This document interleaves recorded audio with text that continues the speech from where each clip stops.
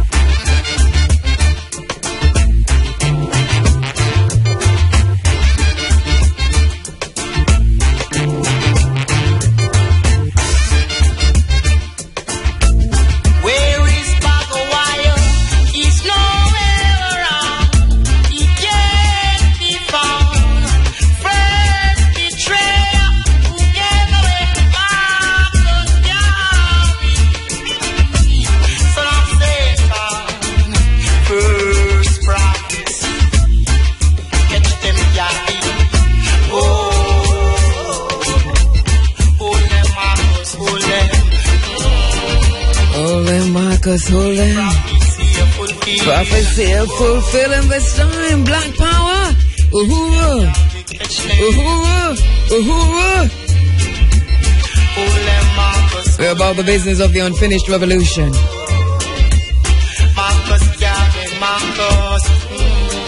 When we lose our African connection, we lose our royal connection. When we disconnect ourselves from Africa, we cease to be a world people. Without the African connection, we are a disjointed people, begging for the entry into somebody else's house.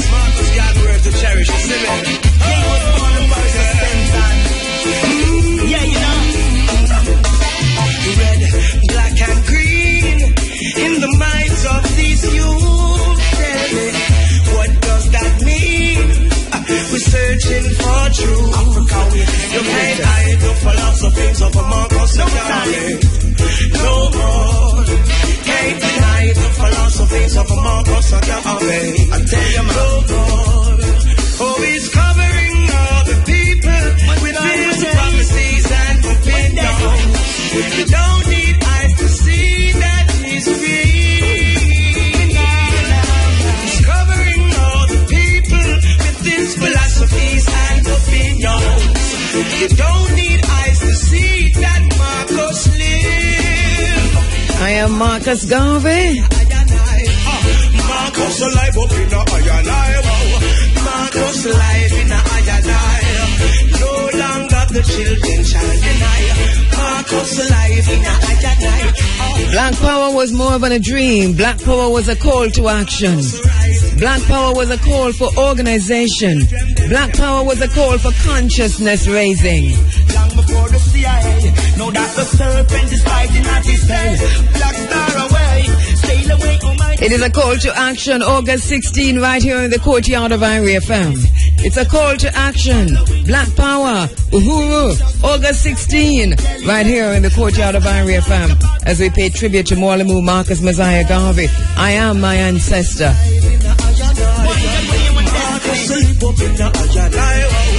Marcus rise in the iron eye. No longer children shall deny. Marcus in the iron eye. Marcus sleep up in the iron eye. Marcus alive in the iron eye. Hey, he was the party, stoned and prison. Oh yes, it was the heart attack struggle for the black skin. Come, remove all the ignorance and look to the end. It is just like the coming of the black king. And it's covering all the people. Everything philosophies and opinions. Calling all the people now. We are not what we think or say we are. We are not what we hope to be. We are not what we pretend to be. We are simply what we do. Let us organize to unite for black power. Black power is a call for organization. Let us organize. It's a call to action. It's a call for consciousness raising. It's a call for organization. You don't need eyes to see. You can see the He's covering all the people with his philosophies and opinions. Marcus lived from that time to this time. You're rocking. Marcus lived in a iron eye. Marcus alive. From that time to this time. Marcus, the youth them say Marcus alive. I am Marcus Eyes. Alright, once again we invite you to join us in the courtyard of Irie FM. That is going to be on August 16. Our annual tribute to Mwalimu Marcus Messiah Garvey. Our very special guest speaker this year, founder of the Uhuru movement, Chairman Omali Estah.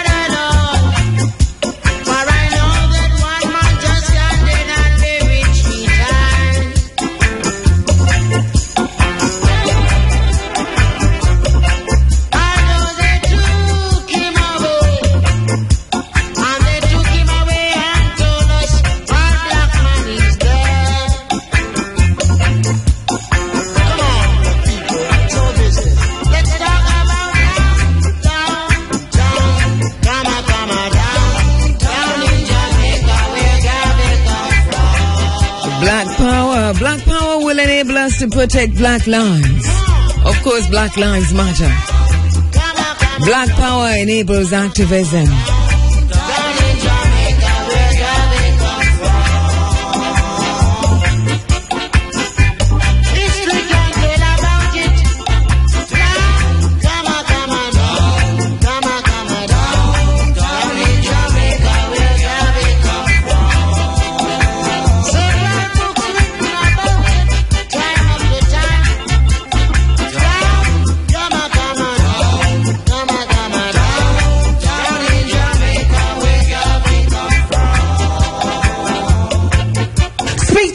The people. To identify the enemy is to free the mind. Free the mind of the people. Speak to the mind of the people. Speak truth. A black liberation. Oh yes. I've been to many places. Hear people giving thanks and praises to evil men with evil faces. What about the leaders of the African races? Hear people sending out requests unto the ones they love the best. Wicked men who are well dressed are being treated as special guests. But give thanks and praise to King Selassie. Respect is due to Marcus Garvey. They came and changed the course of history. Love them to my soul. Oh gosh, I love them to my soul. Well, I predicated my true man on the doctrine of Imago Dei. All men, regardless of color, are created in the image of God. Now, from this premise, follow the equality of all men and the brotherhood of all men. The biblical encounter of Acts 17:26 reminds us that he created of one blood all nations of men that dwell on the face of the earth. I was most interested in brotherhood within his own race. Because if Negroes are created in God's image and Negroes are black, then God must in some sense be black. Respect is due to the black liberators, and give respect unto the Creator. More strength to the freedom fighters. Love them to my soul. Oh gosh, I love them to my soul. Black power! Black power! Black power! Black power! Black power! Black power! Black power! Black power! Black power! Black power! Black power! Black liberation. Oh yes, Black power! I've been to many places. Hear people giving thanks and praises to evil men with evil faces. What about the leaders of the African races? Hear people sending out requests unto the ones they love the best. Wicked men who are well dressed are being treated as special guests. But give thanks and praise to King Selassie. Respect is due to Marcus Garvey. They came and changed the course of history. Love them to my soul. Love them to my soul. Well, I predicated my true man on the doctrine of Imago Dei. All men, regardless of color, are created in the image of God. Now, from this premise, follow the equality of all men and the brotherhood of all men. The biblical encounter of Acts 17:26 reminds us that he created of one blood all nations of men that dwell on the face of the earth. I was most interested in brotherhood within his own race. Because if Negroes are created in God's image and Negroes are black, then God must in some sense be black. Respect is due to the black liberators, and give respect unto the Creator. More strength to the freedom fighters. Love them to my soul. Oh gosh, I love them to my soul. Oh gosh. Black liberation. Oh yeah, yes. Black liberation. Oh yeah, yes. Must make mention of Paul Bogle and the late great William Gordon. Weren't they the freedom fighters who brought freedom to the island of Jamaica? And what about Sister Nanny, another great black woman? I said she fought just like a man to bring freedom to our little island.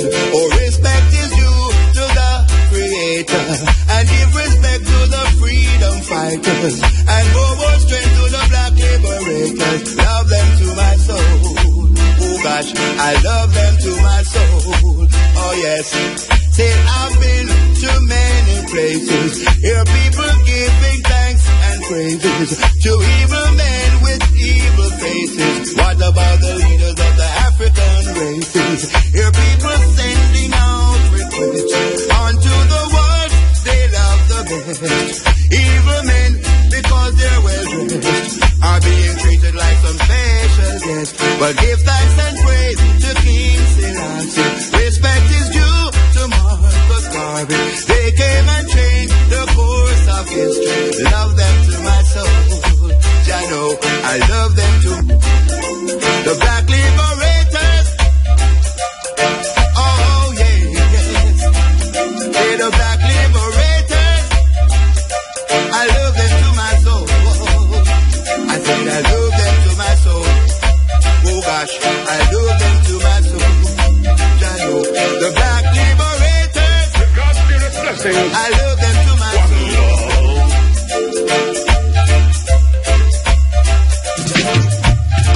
Running African, reuniting the African family for development.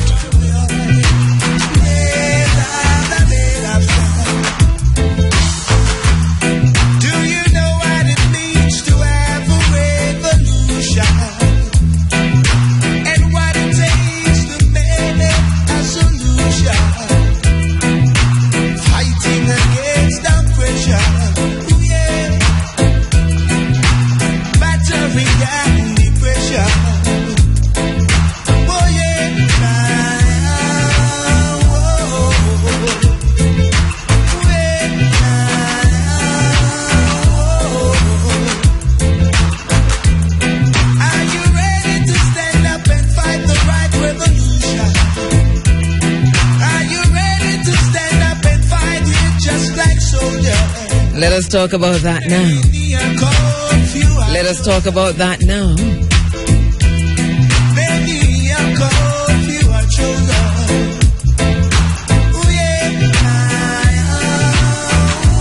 Because that which we are fighting for, that which we are struggling for, that which we know is necessary for the race,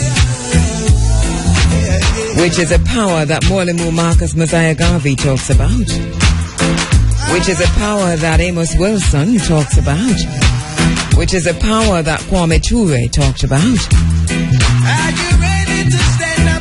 which is a power that the Black Liberators talked about, which is a power that Chief Tachi, who we call Taki, fought for, that Sam Sharp fought for, that Paul Bogle fought for.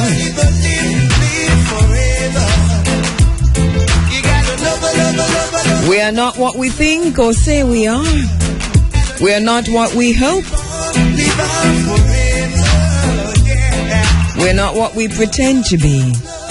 We're simply what we do. Let's talk about that.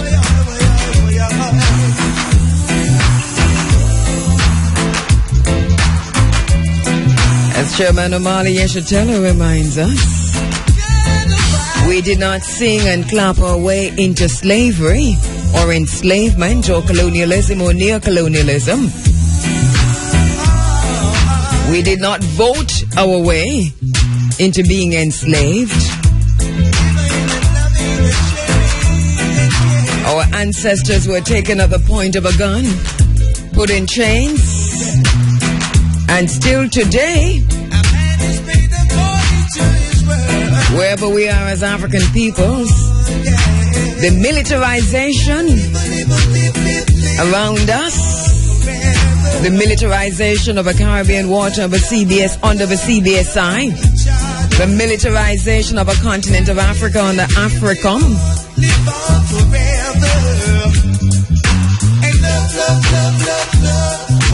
shows us that the power, a lot of the power that we see around us is still being engaged and shown through military power, military might, economic might,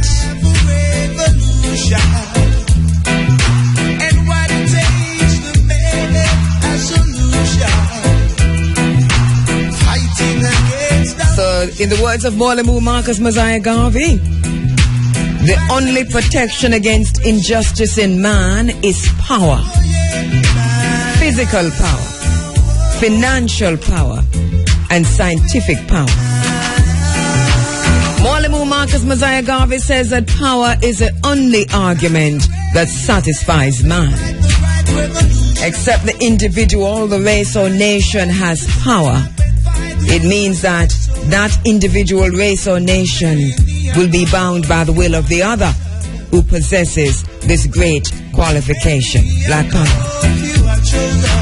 Power in education, power in science, power in industry, power in politics, power that other races and nations can see, and if they will not see, then feel. The promise of emancipation is not yet fulfilled. Our brother Kwame Ture tells us that in order for this power to be had, and we agree with him, we must unite. The Emperor Haile Selassie tells us that unity is the only acceptable goal. Africans unite.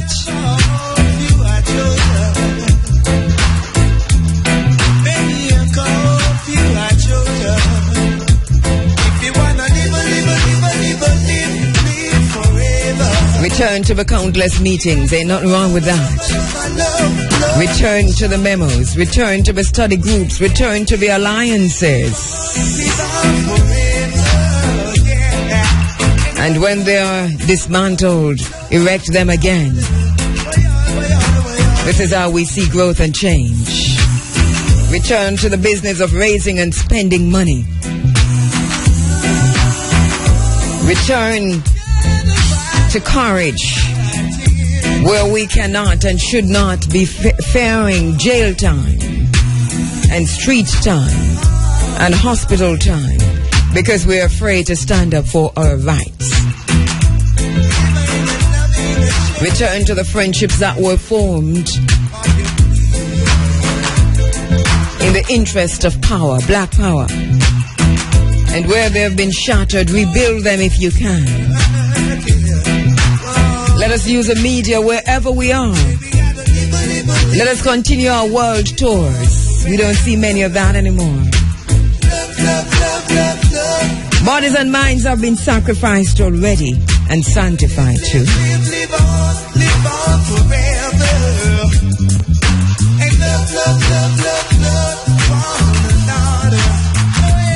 Are you ready to fight this revolution?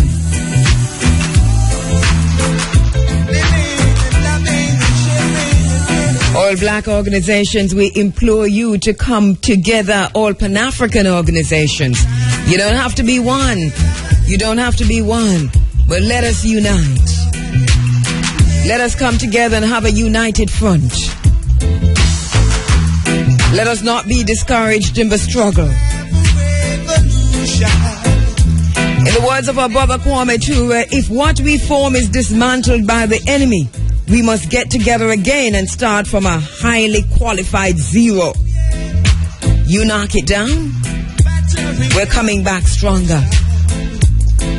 We're determined to see victory, even in death. We're going to have a united front. There must be coordination between organizations. Raising consciousness. The time is ripe for the revolution. On instinct, it's time for change. When the house is burning down, there's no time to beat the tom-toms. The revolutionary struggle is urgently needed. It's time for us to become consciously upfront, counteracting the negative images of African people, of black people. Becoming conscious can only be done through organization.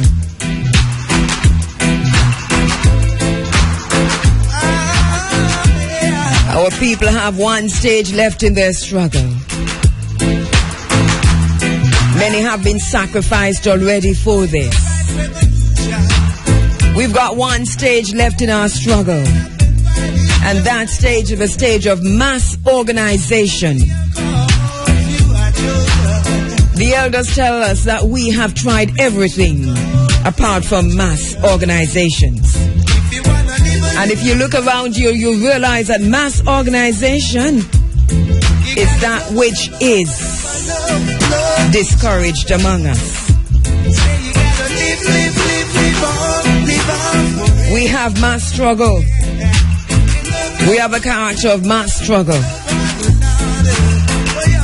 Our challenge is to take this character and turn it into mass organization.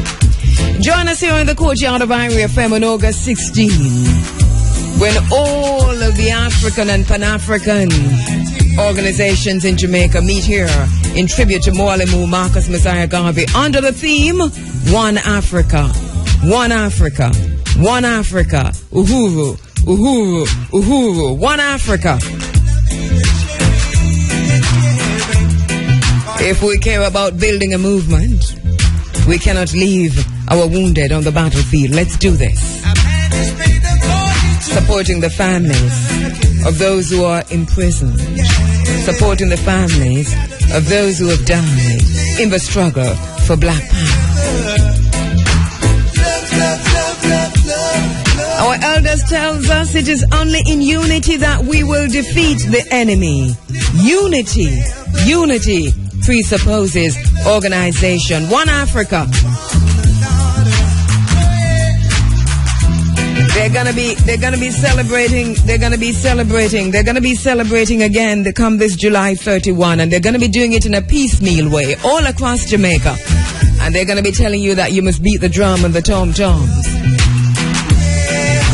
And you think that you're emancipated. But the promise of emancipation has not yet been fulfilled, because still we are a powerless people. And what it takes to make a solution,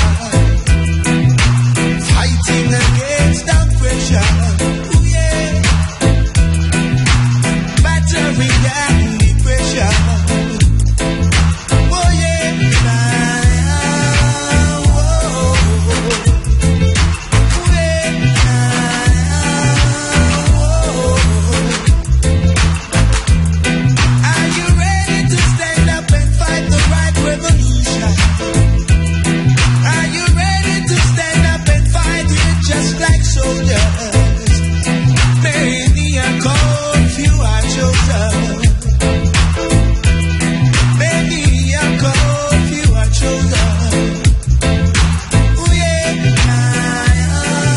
If you think we can do this without mass organization, then think again. If you think we can do this by tribalism, think again. We can't do this through the JLP and the PNP. Those are gangs. Those are tribes. They're set there to divide us and to continue to divide us and to ensure that we remain divided, because it is together that we're powerful. So it's a boundary, it's a barrier that we have to break down. The political barriers, we got to break them down. The partisan political barriers, got to break them down. Step away, come away, come away. You're inside of the Africa Forum. It is Running African. We invite you to join us in the courtyard of Irie FM. Come next August 16. One Africa. Chairman Amali Yashitela will be our guest speaker. One of the main organizers on the ground right now for black power, for economic power, for physical power.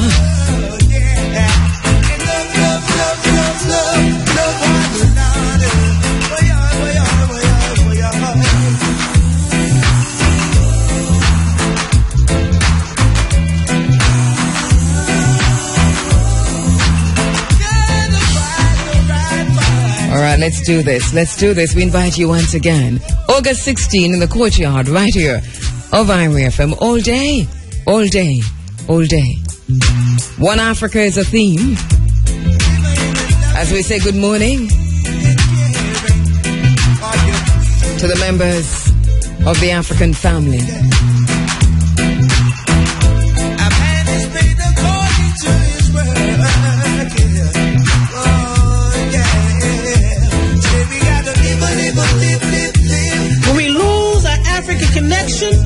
we lose our rural connection. When we disconnect ourselves from Africa, we cease to be a world people. Without the African connection, we are a disjointed people, begging for the entry into somebody else's house.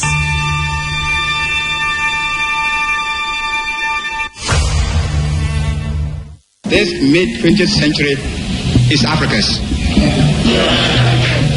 This decade is the decade of African independence. Forward then to independence. To independence now.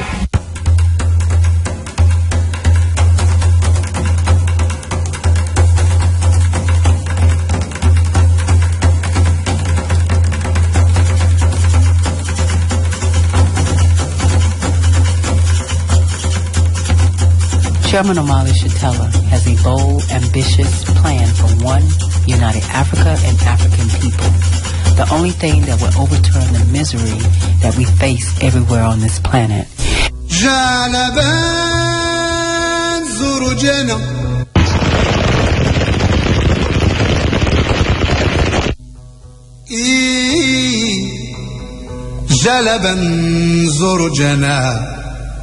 In 2015, the chairman would travel to South Africa along with organizers of the African People's Socialist Party to consolidate our growing base of African people who want freedom and liberation now. We're tired of being told transformation will happen. So we want it to happen now, not in 5 years, not another talk. Now is the time. The African People's Socialist Party has built African-led economic institutions on the ground in Africa, Europe, the U.S., and the Caribbean. The work of Chairman Omali Shatella is empowering the African working class to end the 600 years of assault, slavery, oppression, and plunder of Africa and African people.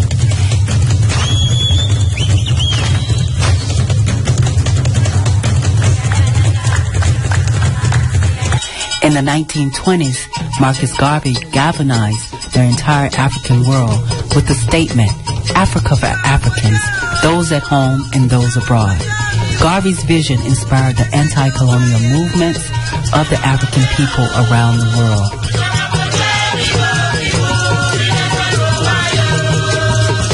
Including the Black Revolution of the 60s, the U.S. front of the African Revolution. We are African, and we happen to be in America. We're not Americans. We are people who formerly were Africans who were kidnapped and brought to America. After assassinating our genuine freedom fighters, white power installed neo-colonial puppets. We are going to build houses for you. A handful of protesters, a handful of criminals and thugs. To continue the same system of colonial oppression with a black face.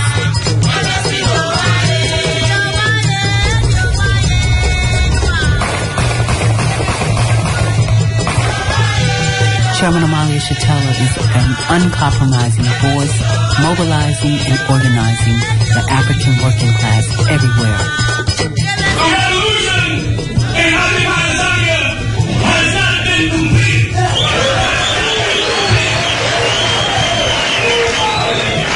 And it seems to me it is the responsibility of revolutionaries to seize power that will lift the masses of people out of degradation and misery.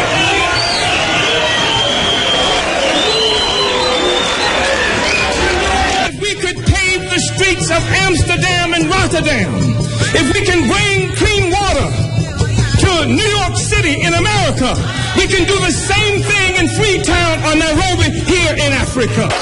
Black power is more than just a word. Yes. Black power is self-government. Yes. And we are preparing to govern. Yes.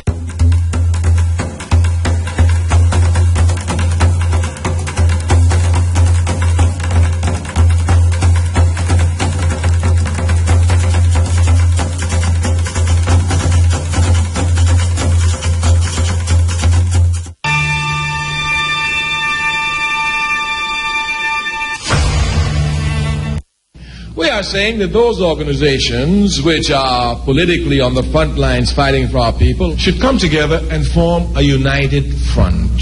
This united front is a very simple thing now, a very simple task, All it means is that we come together and have common meetings. And if we hear one attacking the other newspaper, we don't respond to the newspaper. We telephone each other and ask them. And if we hear one attacking the other newspaper, we don't respond to the newspaper. We telephone each other and ask them. And if we hear one attacking the other newspaper, we don't respond to the newspaper. We telephone each other and ask them. And if we hear one attacking the other newspaper, we don't respond to the newspaper. We telephone each other and ask them. We telephone each other and ask them. We telephone each other and ask them. And ask them. Out of the drum we come. As a people, out of the drum we come. Hey. Out of the drum we come. Oh. As a people, out of the drum we come. No.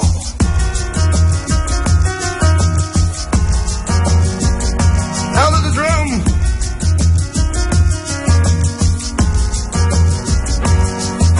The dance of the elder.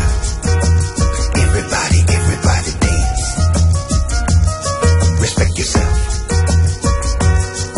The dance of the elder. Everybody dance. Respect yourself.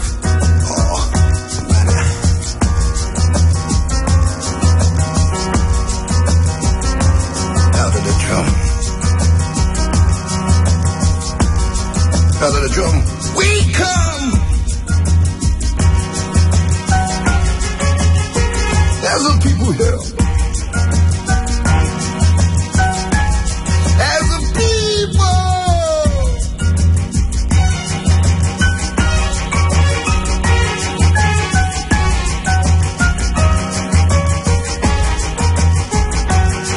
The dance of the elder. Everybody dance. Respect yourself. The dance of the elder. Everybody dance. Respect yourself. Everybody dance. Respect the elders here. Everybody dance. Respect the elders, yeah.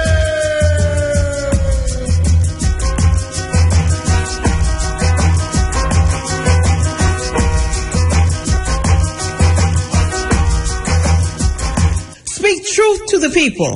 To identify the enemy is to free the mind. Free the mind of the people. Speak to the mind of the people. Speak truth. As we stand by to speak with Estah Figaroh, just want to say quickly, all right, here she comes. All right, let me go to the phone lines. All right, joining me on the phone lines, filmmaker and activist Estah Figaroh. Estah, good morning. Hi, morning, Kheru. Lovely to be with you yet again. It's a Sunday morning thing. I was just going to say that. We're gonna have to solve these problems, so we start meeting like this.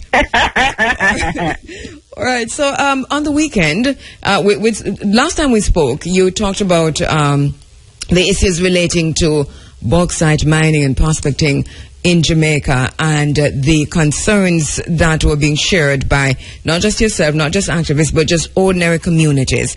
And since then, we have seen communities coming together in this part of town, that is St. Anne, bordering on Trelawney and so on, in protest.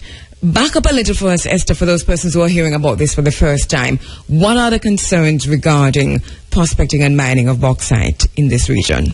Well, this is Noranda, which is 49% owned by Rusal, which is a Russian company that is very involved in Jamaica bauxite mining, and 51% owned by the government of Jamaica. And they have already inherited a license to mine, which they have been doing in St. Anne. You can see the devastation of places like Lime Tree Gardens, Topolsky, Alexandria, that whole area in St. Anne, the Dry Harbor Mountains, which have been devastated, and the people who have been dispossessed and removed and had their farmlands and whatnot destroyed. So what's happened is Noranda has a special exclusive special prospecting license that would move west. And Caledonia is one of the areas also that's been really destroyed, which is currently being mined out. So they would move west across the Gibraltar, Caledonia, Madras crossroads into these areas and push forward into the forest reserves and cockpit country, and it's quite a large area.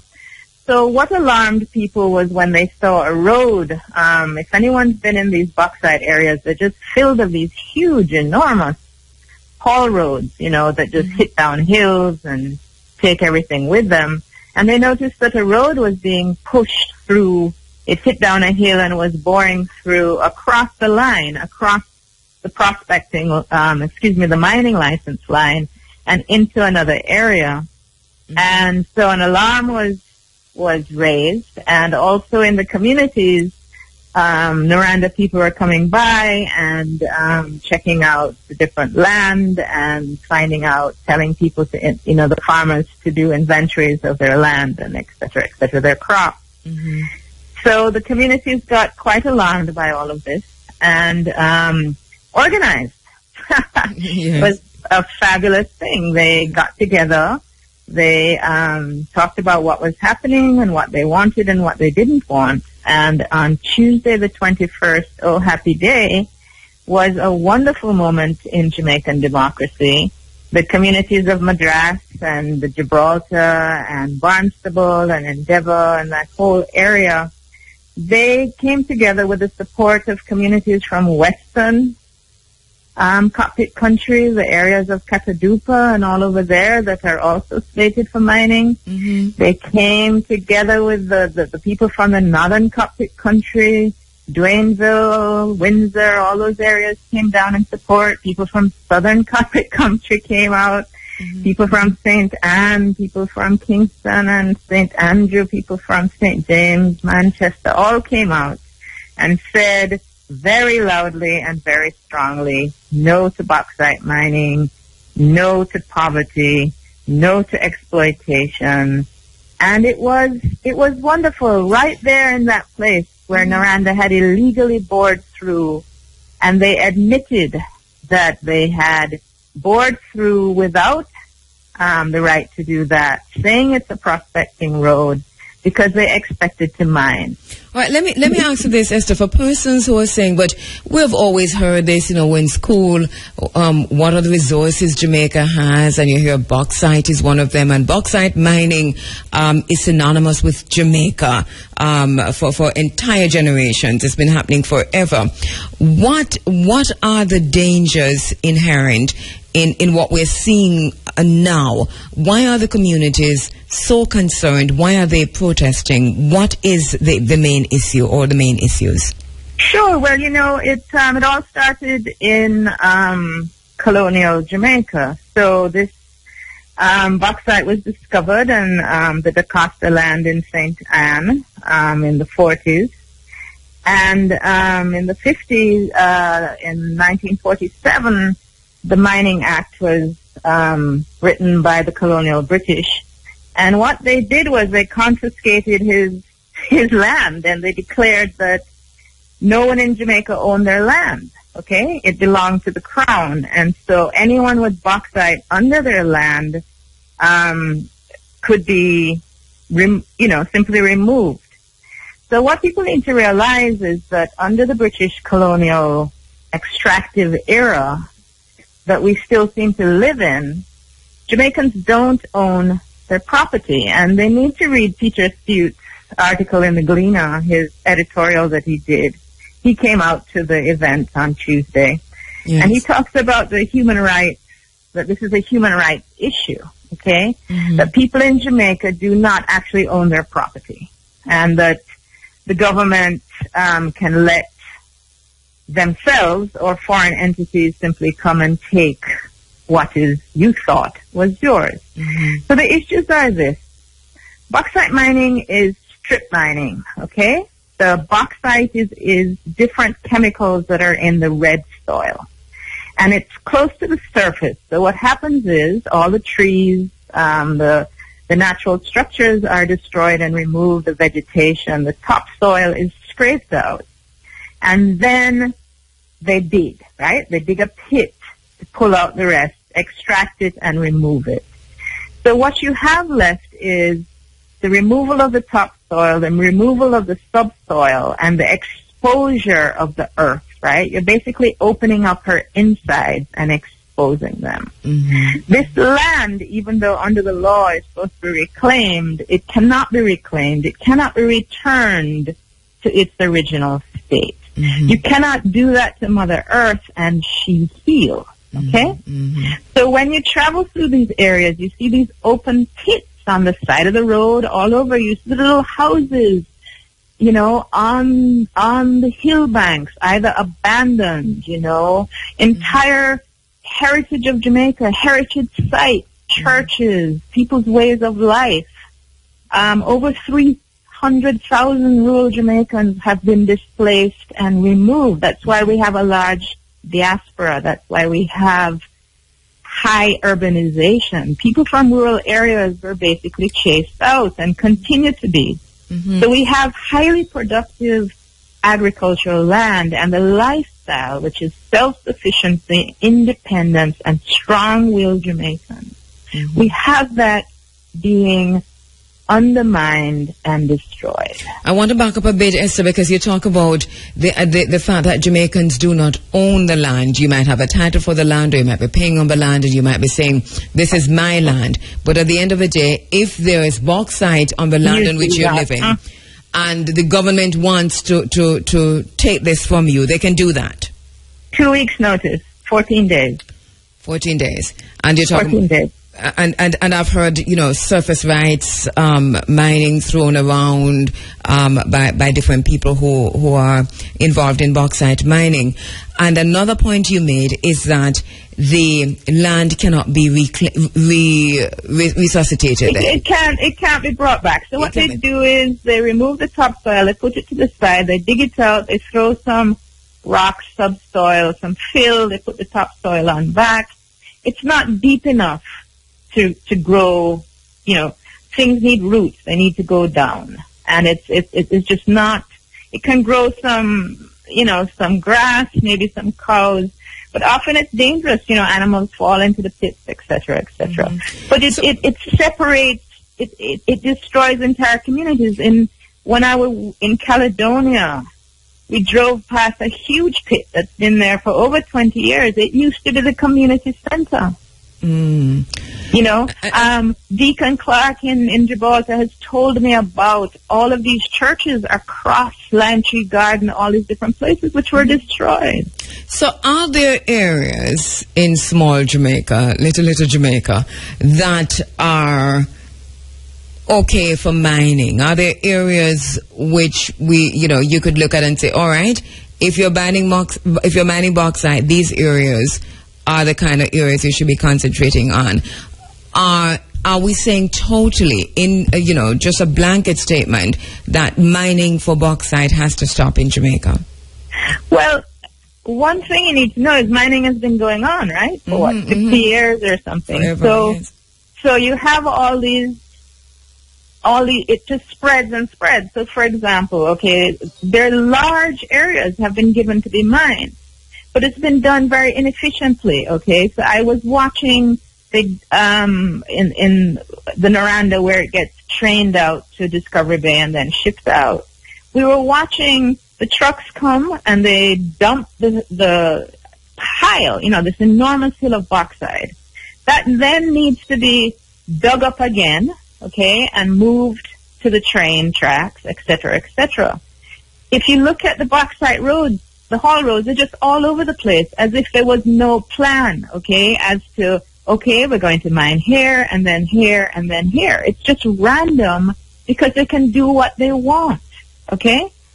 But there's another thing that I haven't talked about, which is the industrial side of it, okay? This is just the extraction and the, and the piling up and whatnot. The industrial side of which is way worse, okay, This is where they do the extraction of the alumina. We don't produce aluminum in Jamaica, which is where you would actually make money, real money. We sell, we give away our raw bauxite, or it's made into alumina, which is smelted in a very, very toxic way. So you go to these factories, these huge old-style industrial factories with the smoke, the toxic smoke coming out of the smokestacks, these huge toxic these ponds and things where they dump the caustic and the by-waste. These are all in communities besides schools, okay? Besides where people live. Mm-hmm. There's no buffer zone. There's no planning to say, boy, there's a school right there. Maybe we should not have this poison to poison our children 100 yards from a school, okay? So if you're going to have this level of industrialization, two things. It has to be planned and regulated and properly maintained. These people get environmental licenses from the NRCA. I'm not sure to do what, okay? So beside a pit, there's a sign with an environmental license, okay? So if you're going to have these things, they need to be the highest quality of regulation and maintenance. And then you have to have them in places that are not beside schools, not beside community centers. And they're buffer zones. And earlier you pointed out, say, Noranda, which is doing so much of the mining here in Jamaica, and you pointed out 49% to the Russian company and 51% government. It is mostly owned by the government of Jamaica. So when we say Noranda, we are indeed talking about the Jamaican government to a large extent. Right, which is supposedly us, right? Right. So what then? Because here we have the protest action. Here we have the cries, not just of environmentalists, but of concerned Jamaicans who have been looking at this forever and seeing the land going to waste. You talk about, these deep holes. You sometimes return the lands to the owners, to the people who hold it, and at the end of the day you can't even return to what you were doing. So if you were farming yam, for example, you can't go back and farm yam. That's not possible. So what is the response of these two entities who control Noranda, which is it was interesting because it was, a joyful and peaceful and very, very Jamaican protest. I guess they thought it was going to be the Jamaican protest of the burning tires and the blocking the road, but no, it was a Jamaican protest of democracy. Everyone speaking their mind. People reading poems they had wrote. People singing hymns and songs and dancing and all of that, And the police had been called, and then when we went to the site where they're doing the actual hauling, Noranda had about 5 guardsmen vehicles blocking the way, and there was a plainclothes policeman, very hostile, going around videotaping everything, and the police are supposed to be neutral in these matters, but clearly they were not. They were on the side of power against, Jamaicans, and it was when we got there, some of the the people were saying, yes, Bakramasa, and bowing down and saying, you think you're better than us because you're the house slave, but free your mind from mental slavery, And what happens is, it's very interesting, is that the rationale for this is, of course, that it brings $80 million US into the economy or something like that.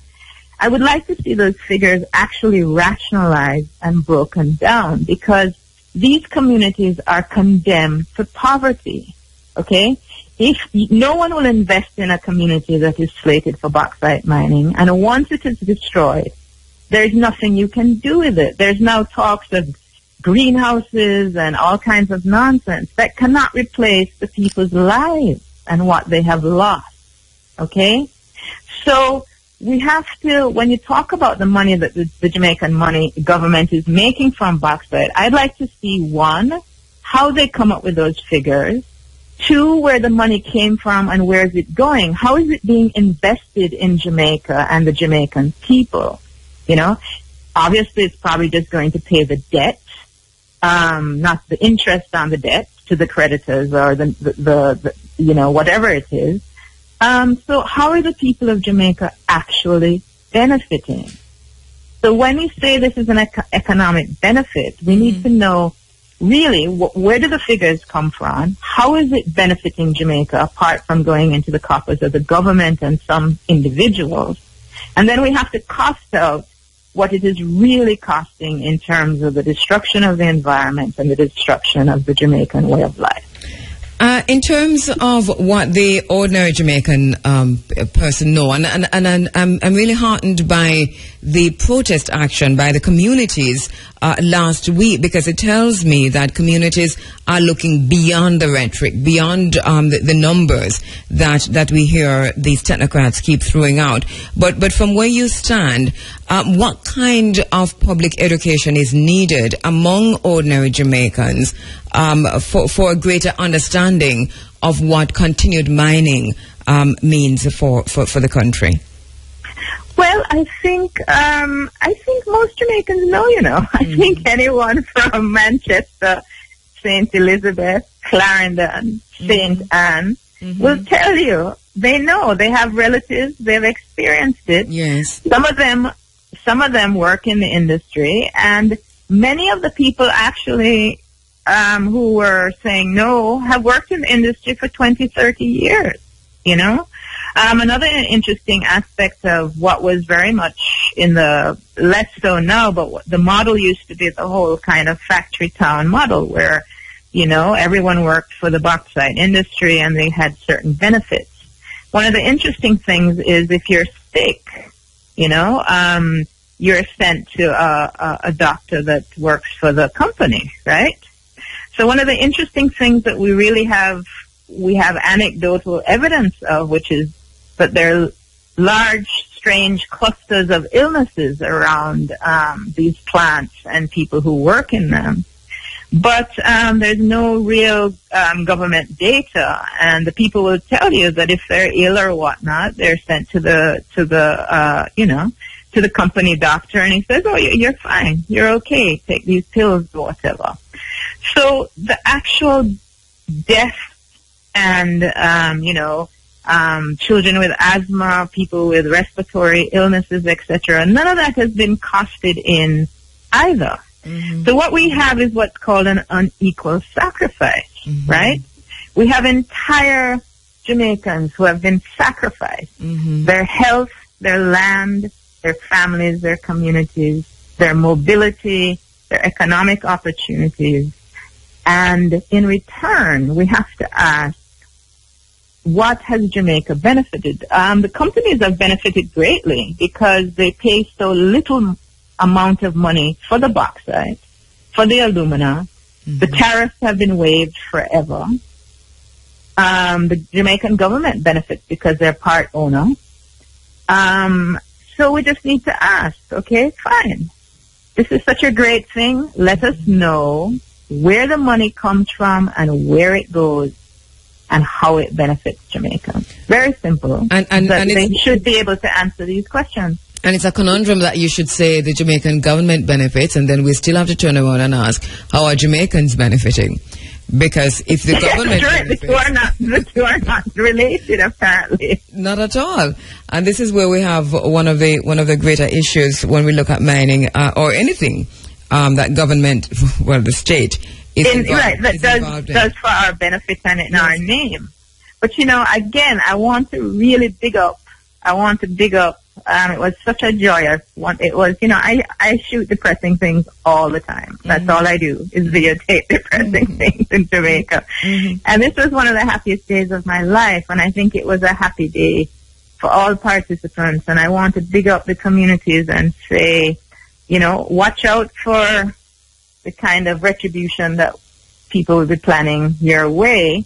But also, I know that they're fired up. I know that they, they're serious Jamaicans. They're self-sufficient, hard-working, serious Jamaicans. They're not pia-pia, they're not fool-fool. They know what they want. And it's just for them to stay strong, united, and continue to inspire other communities to know that there is such a thing as so-called participatory democracy. That it's not just, big man thing and, you just have to lie down and take it, Well, I think this is great. We'll bear witness with these communities. I think it is our job as media to do that, and we don't mean watch. We mean bear witness, understanding our responsibilities. But so from here, then, this has been done in this community. The bauxite mining continues in Jamaica, obviously, and we have no serious response from government, have we?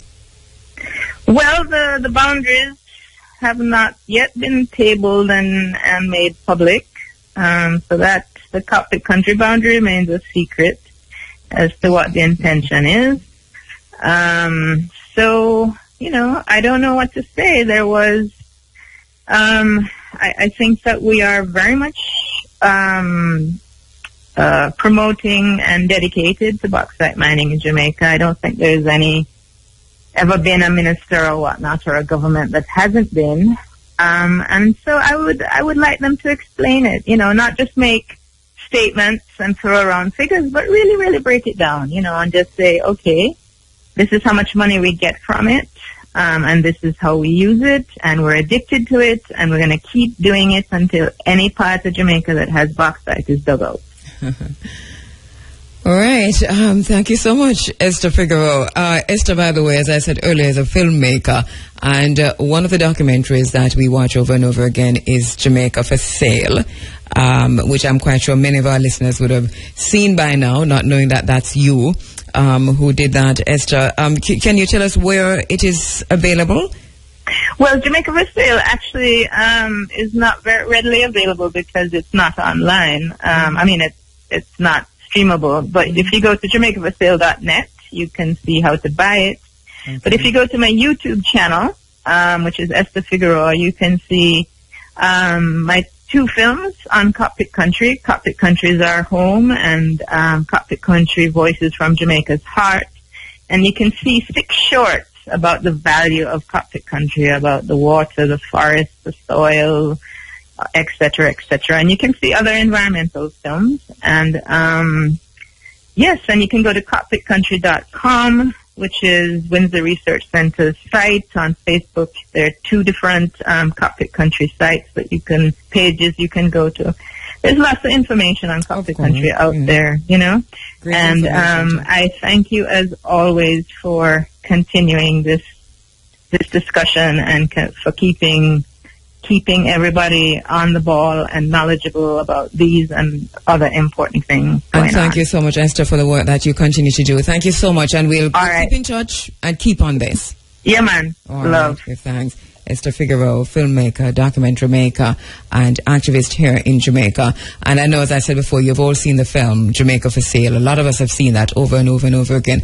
That was that's a production of Estah Figaroh. Go now to just Google Jamaica for Sale, and you'll see a lot on that. And there's a lot of information there. Interestingly, I think there's some information there also about bauxite mining and about the families being relocated and the devastation of bauxite mining, the impact on some families. Also, as she said, the Cockpit Country documentaries are available. Hide nothing from the masses of the people. Tell no lies. Expose lies whenever they are told. Mask no difficulties, mistakes, failures. Claim no easy victory. All right, Ethiopia coffee. Kaffa from Ethiopia, okay, from the Ethiopian highlands.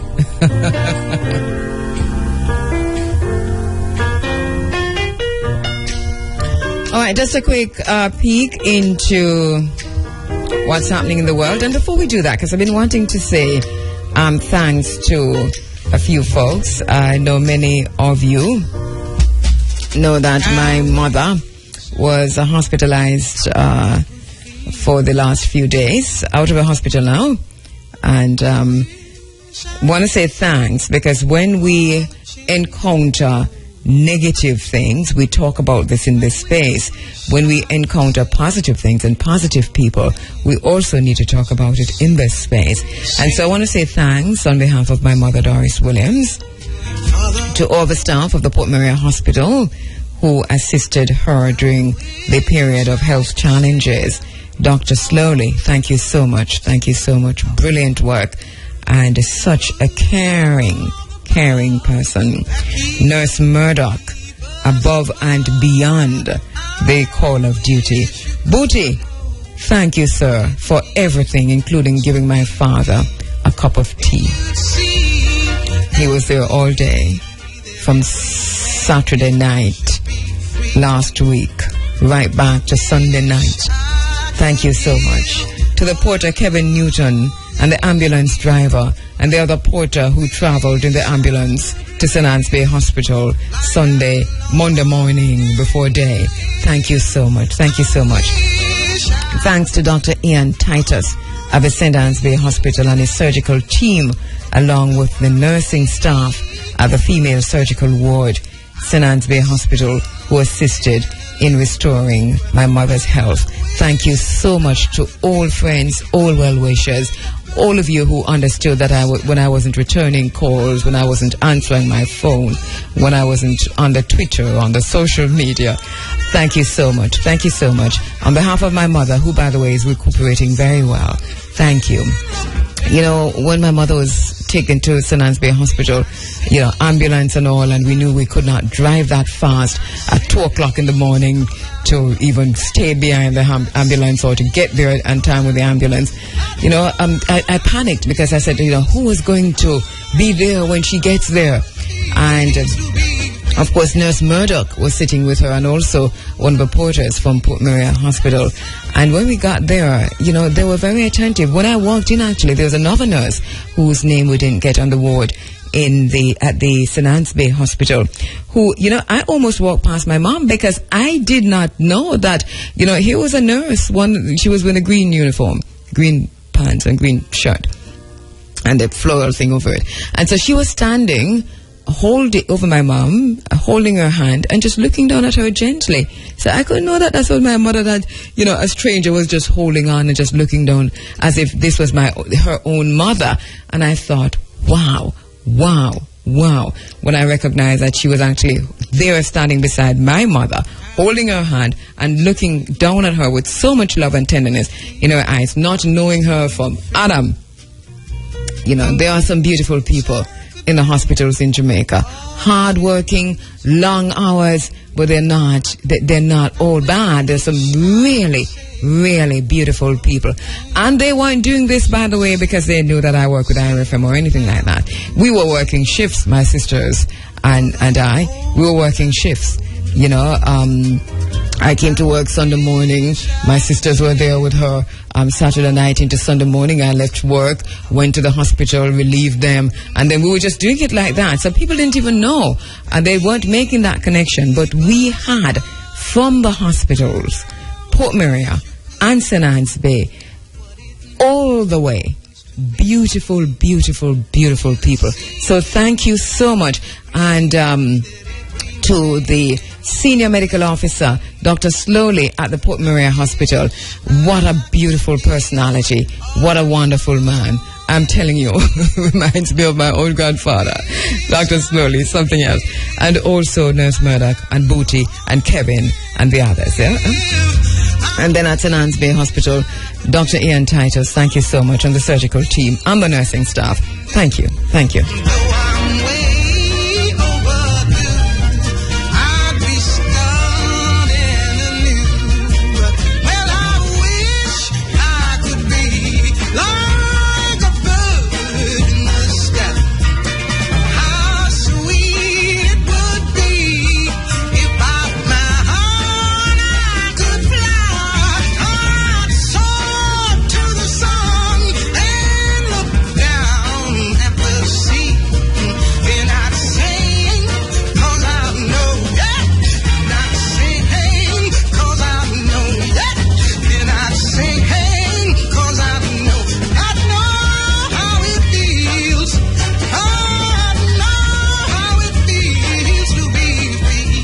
By the way, you do know that the U.S. President Barack Obama is in Kenya, and he has praised Africa for its economic advancements, calling it one of the fastest growing regions in the world, while he was co-hosting a summit on global entrepreneurship with his Kenyan counterpart, Uhuru Kenyatta, in Nairobi.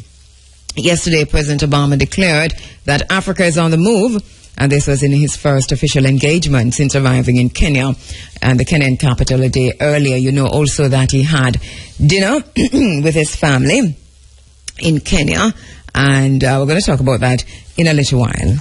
Also, Professor Horace Campbell has been looking at Barack Obama's trip to Kenya, and he says that while there's real joy that Obama is visiting Kenya, this moment should provide another platform for progressives to push for the demilitarization of the relations with Africa. He says that this calls for the dismantling of the U.S. Africa Command, that is AFRICOM, the withdrawal of special forces from Somalia, and the end of drone strikes. Free Africa, running Africa ni ahaya Jamaica. So what take kakase boso kadia. All right, as we told you earlier, today, July 26, marks exactly 62 years ago today that a small band of courageous and principled young Cubans stormed the Moncada barracks in the city of Santiago in eastern Cuba.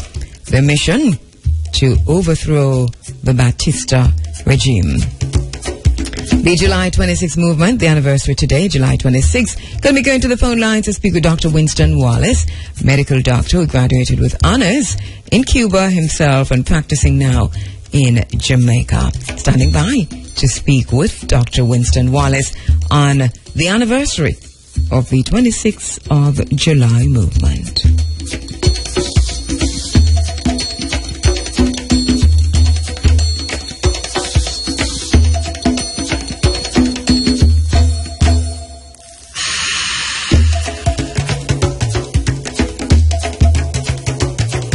Okay, we go live to the phone lines where Dr. Winston Wallace is standing by. Dr. Wallace, good morning. Thanks so much for joining.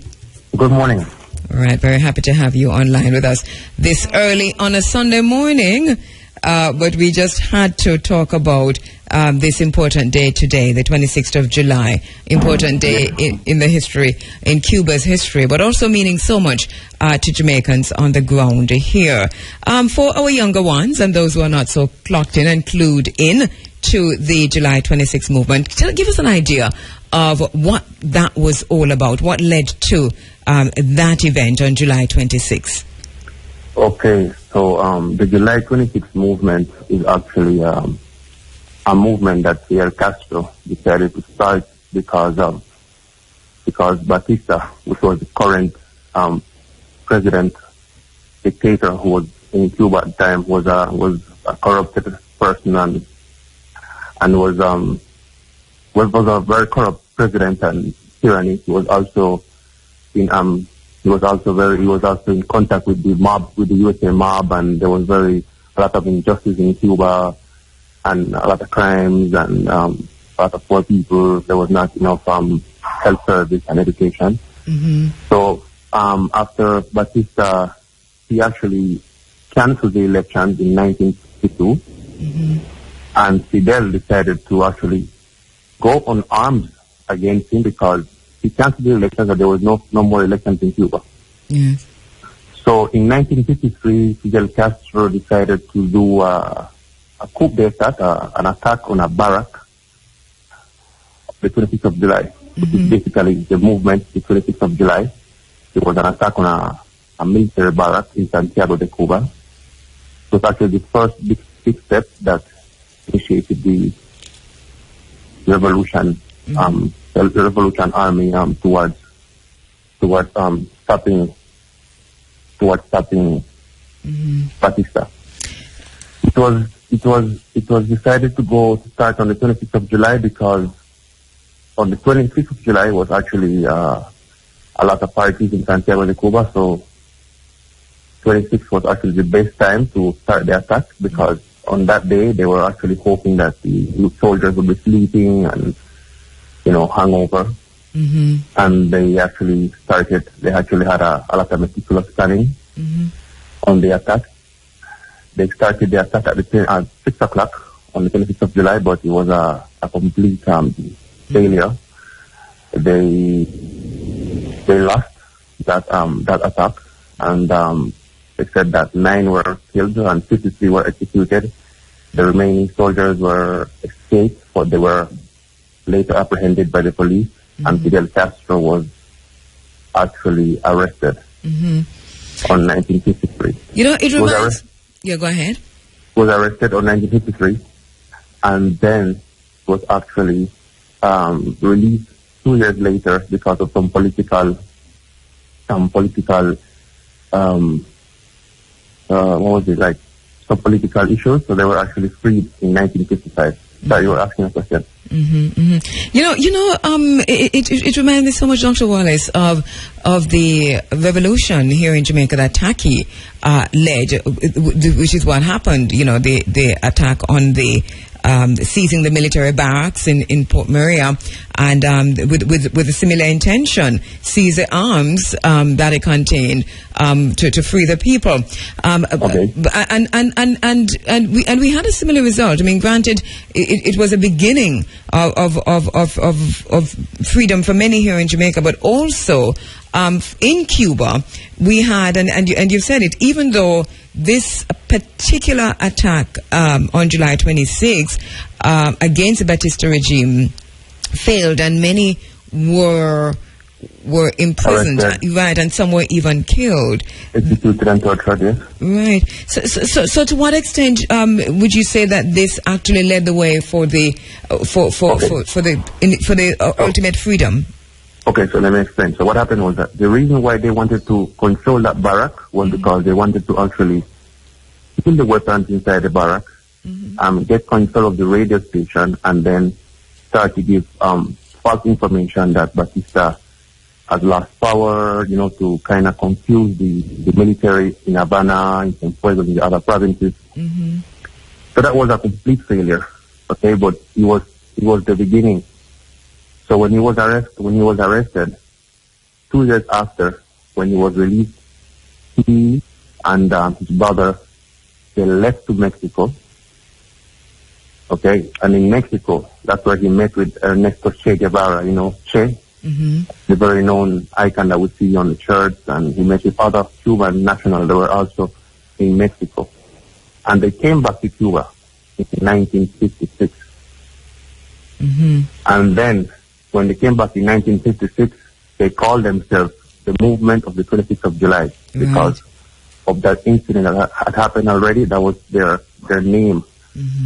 So they were actually under that code, and so they went onto the hills, onto the mountains, and they started to actually start all the guerrilla warfare. You know, little by little, moving up from Santiago, from the east, going all the way to the west.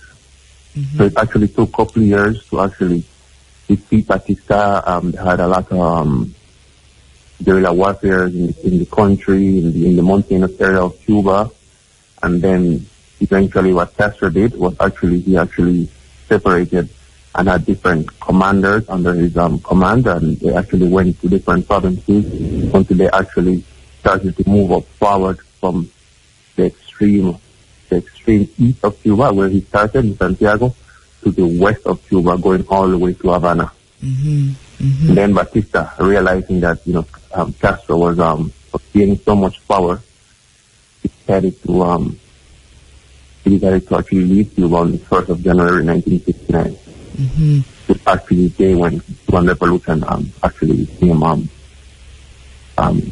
successful, the 1st of January 1959. So basically, even though the 26th of July movement was actually a failure, it was actually the first step, and then it was actually their leading, I don't know what to say, or you call it, like their idea to say, okay, you know what, we started this thing, so we're going to continue under that name. So on that day, it's actually a holiday in Cuba, and parades and speeches and stuff. They're really So today is a big day in Cuba. Yes, well, yes it is. Yes, it is. Yes, wow. It is. Wish I was there. You have a lot of march, Fidel Castro usually speaks. Well, now he's not speaking because of, you know, you hardly see him in the public, but before he would speak on this day and explain, and they would actually give histories and everything. And yes, they do. So it is a very interesting. The Cuban Revolution is very interesting. Of course it is, yes. What you said earlier in talking about Batista, about his connection with the mob, that I don't know how much people, well, and I know this is pretty well known. What was it, the mob leader name from the US that he was connected to? Lansky? Let me tell you what happened with Batista. Batista was actually, he was the president of Cuba in 1942, if I remember correctly. But in 1952, in the re-election, he won it. But when he won it, he actually canceled the next election. And then he actually was in favor with the United States, right? But what happened was that the mob also was involved, and a lot of American companies. So what happened that America itself actually was no longer in favor with Batista, but the mob and the other companies they were. So they would still send him money and still support him, but the American government would not. And even John F. Kennedy at one point was actually in favor of Fidel Castro movement. But apparently after the revolution they just had their disagreements on. But in the beginning, John F. Kennedy was actually in favor, and he actually said that Batista was actually not the best thing for Cuba because, you know, the tyranny and corruption and the crime. So, yes. So at one point in time, America itself, American government, you know, was not in favor with Batista. But the mob and the companies they were. Yes. But they were all in favor with him, and they were benefiting from it. And that was one of the reasons why Fidel Castro also was successful, because Batista not get many weapons from the United States anymore. So they could not fix their planes, they could not fix cars, they could not get out of spare parts. Yes. So many of the attacks that they tried on Fidel Castro, and they failed. Fidel Castro was able to get their guns, capture their soldiers, because on the history, when Fidel Castro speaks about it, he said that in the mountains there were actually 300 Cuban rebels against 37,000 Batista soldiers. And so happened that with the help of the farmers, the low-class workers, they helped him a lot, and that's why he was able to actually be successful because of all the help that he got in Santiago and of all the farmers, and so that's one of the reasons. And you also mentioned earlier that Fidel Castro was imprisoned, and also his brother, and many others. Right, and we all know the history will absolve me speech from Fidel Castro, and and it was during that trial when he said that, talking about the crimes of the Batista, dictatorship and so on.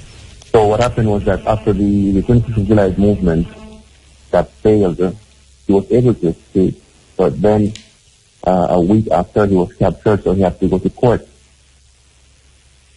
When he was on court, actually, he spoke for 4 hours, and that's when he finished his speech, when he said, "You can condemn me, but history will absolve me." So history will free me. And he was sentenced to 15 years in prison, and Raul, his brother, was sentenced to 13 years in prison. And then, as I said, in 1955, there was rape. I do not fear prison, as I do not fear the fury of the miserable tyrant who took the lives of 70 of my comrades. Condemn me, it does not matter. History will absolve me. I think we're extrapolating on that now. History will absolve me, even when we look at the U.S.'s new policies towards towards Cuba. Do you care to comment on that? With with America and Cuba, like the relations now. We just saw the opening of the Cuban embassy in Washington. Now we're talking about lifting, the embargo and so on. But I don't know. I mean, everybody has their own speculations. Everybody has their own way of thinking. Mm-hmm. I mean, Raul is going to give up power in 2018. So, I mean, everybody is, with different time, don't know what's going to happen. Mm-hmm. I think that some people say that, it's the best thing for Cuba because of the embargo, they cannot get a lot of medication, mm-hmm. a lot of medication for cancer patients that are of American origin and so on. So yes, I mean, it's a very, very good step. So yes, I am very, very in favor of it. Mm-hmm. And for the Cuban people as well. And also for everybody who is in favor of Cuba, it's a very good step. And I think Obama did a great job. And Raul on accepting and just getting their meetings and getting their differences sorted out. I think it's a very good step towards Cuba and America. And I'm happy to see that it was about 50 years. All right, let's watch and see. Well, congratulations and happy 26th. Is that how you say happy 26th of July when it's happening? Yes, happy 26th of July, yes. Happy 26th of July. Your own mother is from Cuba, so it is my grandfather. Okay, really. That's nice to hear. Yes. I wish I had studied there like you. Actually, the 26th of July, so the attack on the barracks is actually right now, the barracks itself is a school and it's a museum. Mm-hmm. I would recommend people to go and actually and see it. It's a really nice place. A very historic monument and very full with a lot of history. Mm-hmm. So yes, I would recommend people to go and see. And the prison itself, isn't it also a youth?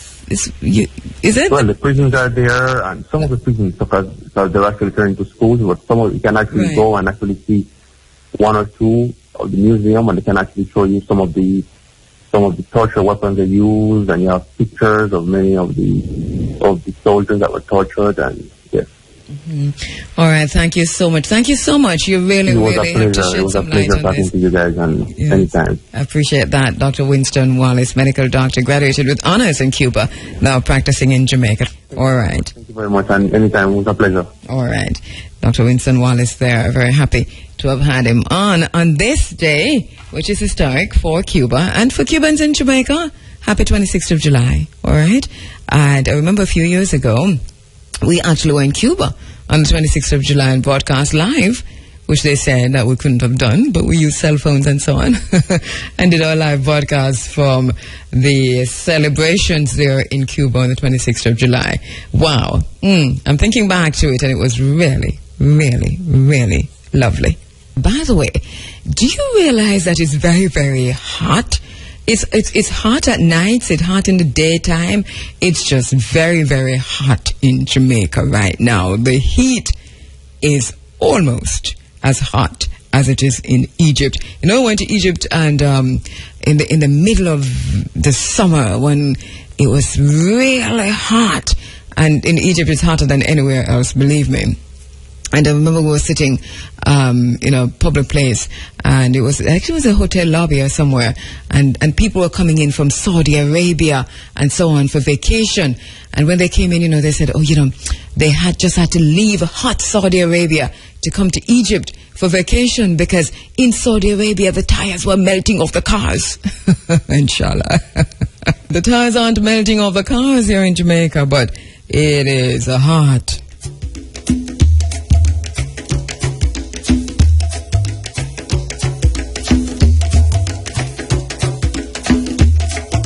All right, U.S. President Barack Obama, we told you, has praised Africa for its economic advancement, calling it one of the fastest growing regions in the world. He told the summit on global entrepreneurship that people are being lifted out of poverty, incomes are up, the middle class is growing, and young people are harnessing technology to change the way Africa is doing business. He was sharing the stage with Uhuru Kenyatta. Mr. Kenyatta also voiced optimism towards a brighter future for the continent. He said, The narrative of African despair is false and indeed was never true. He said, let them know that Africa is open and ready for business. The summit is aimed at promoting businesses that promise to lift many more Africans out of poverty and help insulate societies against radicalization. As Obama arrived in Kenya, the birthplace of his father, throngs of Kenyans lined the route of his convoy, cheering, whistling and waving as a motorcade passed by and a helicopter circled overhead.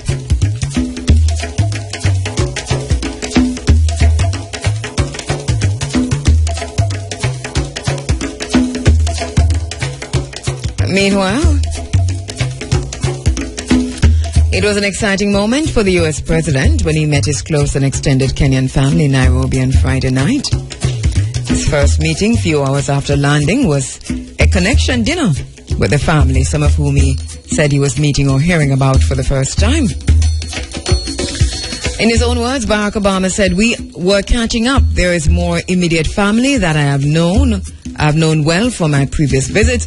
There was some more extended family that I had not met before." He said he appreciated that his sister, Auma Obama, did a great job in gathering them together for dinner. And Barack Obama will hold bilateral meetings with the President and the Prime Minister of Ethiopia. Ambassador Susan Rice, Obama's national security advisor, said in a press release, a press briefing that is, which was held in Washington on Wednesday, that Barack Obama's trip is an opportunity for continuing frank discussion and to urge progress in these areas. So, waiting for that. While in Ethiopia, the president will hold a bilateral meeting with the chairwoman of the African Union Commission and speak to the whole continent from the Africa Union headquarters. And that he will do on Tuesdays, paying an official visit to the AU headquarters in Addis Ababa, Ethiopia, on Tuesday. President Obama will be the first U.S. president to ever visit the African Union. He's also due to deliver a speech to the continent from the Nelson Mandela Hall at the AU Conference Center in Addis.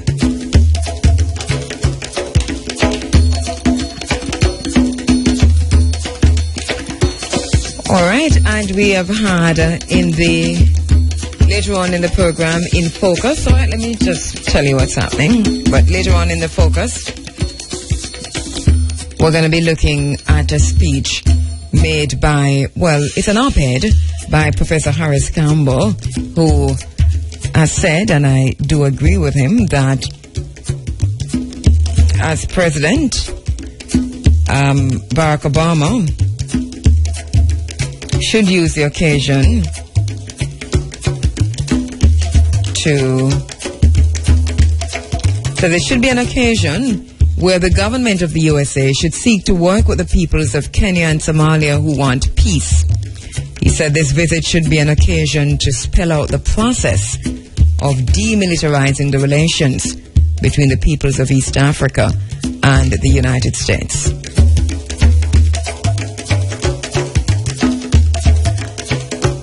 I'm going to try and find Professor Harris Campbell for another program, because I think, and I do agree with all the points he made in this speech, in this op-ed. It's a pretty long one, and published in Pambazuka News, where he says, while there is real joy that Obama is visiting Kenya, this moment should provide another platform for progressive to push for the demilitarization of relations with Africa. This, he says, calls for the dismantling of AFRICOM and the withdrawal of the special forces from Somalia and the end of drone strikes. I think there's a lot of focus on gay rights. And CNN in particular, the BBC is doing it a whole lot too. They seem to be caught up in conversations about gay rights, but there is a bigger issue, a massive issue that must be addressed while Mr. Obama is in Africa. Even while we know that this is really a response to China in Africa, to Asia in Africa. Let us not miss that. Because one would think that with the ICC breathing down the necks of Uhuru Kenyatta and Vice President Ruto, that you wouldn't necessarily see an American president sharing the same stage, of shaking hands and being brotherly with that president. But we see this happening, so that has been overlooked. Why? Nairobi, Kenya is becoming one of the headquarters for China in Africa, and Kenya has entered into numerous arrangements. So too the rest of East Africa, not to mention Ethiopia. This African Renaissance, and remember we told you a few weeks ago that there is a call now for Ethiopia to withdraw from Africa. You know, Ethiopia should leave Africa. It's doing so well, they say.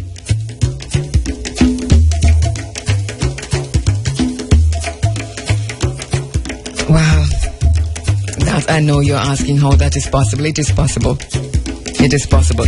They took Egypt and Morocco and Tunisia out of Africa right before our eyes.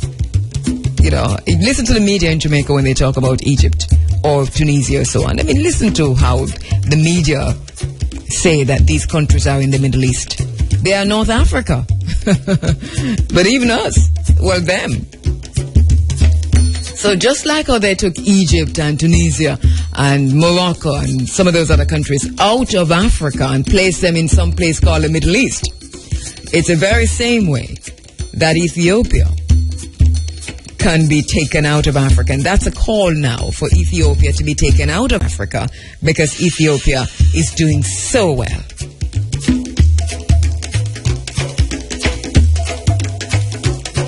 But Ethiopia's relationship with China is one of the most complex and one of the most progressive on the continent of Africa right now.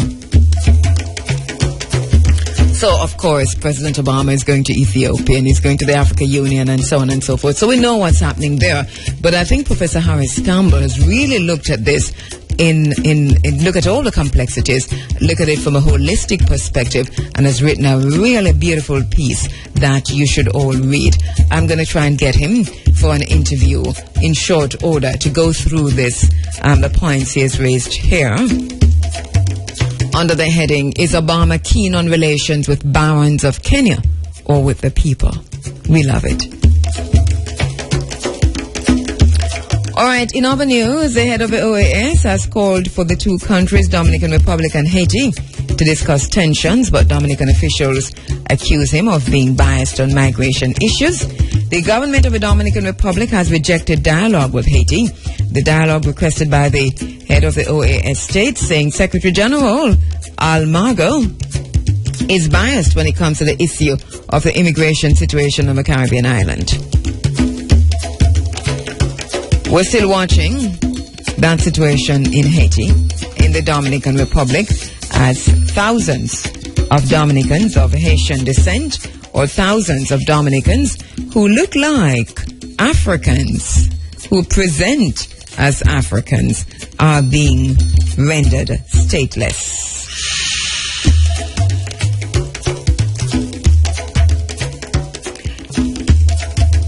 Good morning to you, my brother Ija Noah in Atlanta. Good morning, good morning, good morning to you. Thank you so much for being one of the ambassadors of the Africa Forum. Thank you so much. I appreciate the work you're doing, my brother.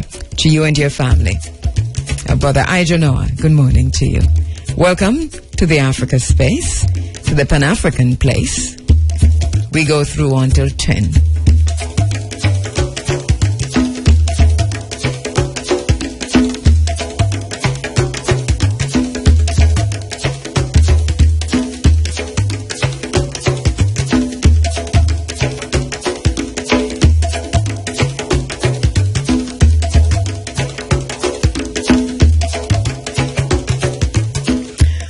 my brother Evan Hewitt, Director of Sports at IRFM, who also studied in Cuba, has just informed us through my broadcast assistant that the 26th of July celebration in Jamaica. Now, why didn't I think of that? The 26th of July celebration in Jamaica is being held today at Strawberry Fields, Robbins Bay in St. Mary. Now, I had to stop to say this because Strawberry Fields is my favorite place in the world, which means that it looked like me if I could go.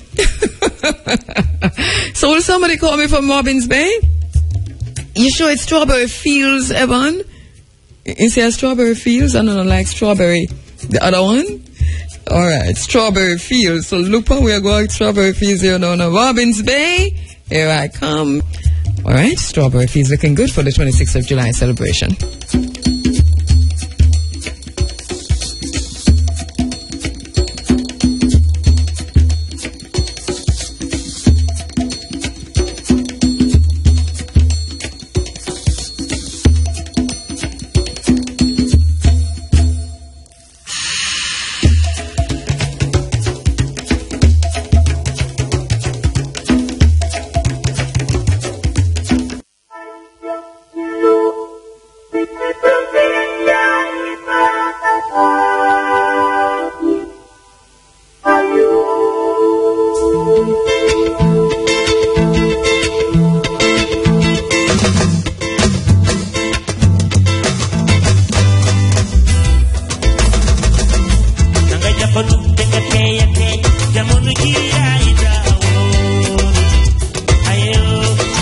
Come back to your Sindor in just a little while.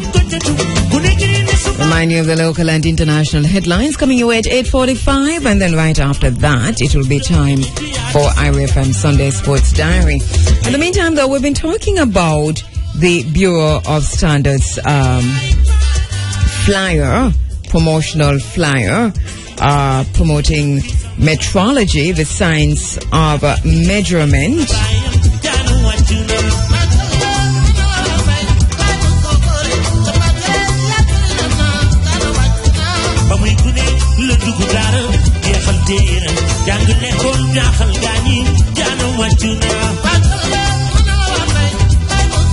All right, so the Bureau of Standards, and you know their tagline is making standards work for you. So my girlfriend went to a small business forum and went to the Bureau of Standards booth and handed out to her a flyer, Metrology, the Science of Measurement, Bureau of Standards logo saying Bureau of Standards Jamaica, making standards work for you. And so she's been looking at this and brought this to my attention. Interestingly enough, I'm feeling the very same way she felt when she asked me to look at this and to gauge it. We're hoping that it is no longer in print, but it was handed out just last week. So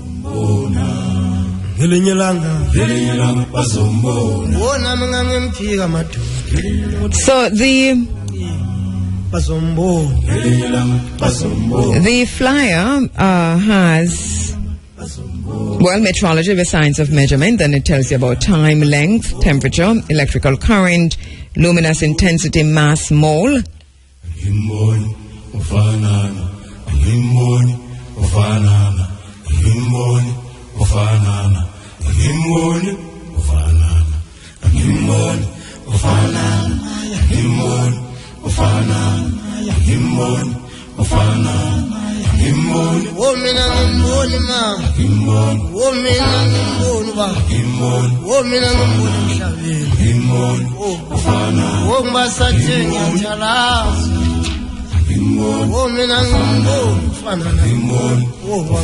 Now, representing time on the flyer, the promotional flyer is an animated clock. Representing length, 2 persons.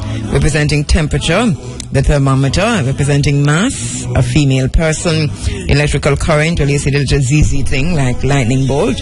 And luminous intensity, you see a bulb, an animated fashion. And mole, this looks like a tablet bottle. Amount of substance, eh? All right. My problem with this is a question for me is whether the Bureau of Standards, as it says, is making standards work for us or normalizing negative stereotypes or negative standards, because length, represented by negative racial stereotypes bordering on sambo and the idiotic blackface character.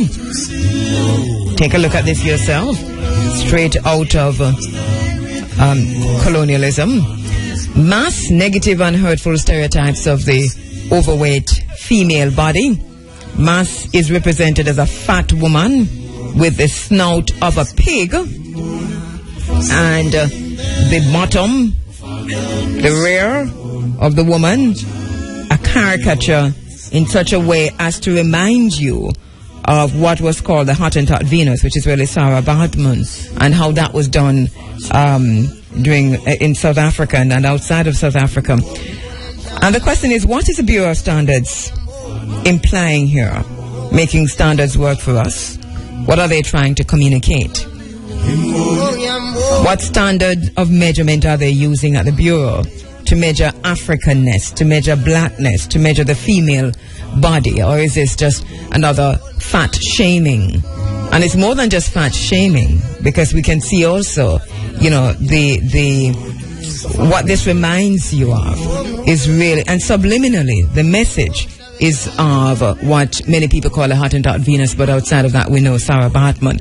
And then length really is racial stereotype that we would not want to see coming out of no Bureau of Standard, no Bureau at all, much less a Bureau of Standard in Jamaica. I am hoping that this metrology promotional flyer, the science of measurement, coming from the Bureau of Standards, did not come from the Bureau of Standards.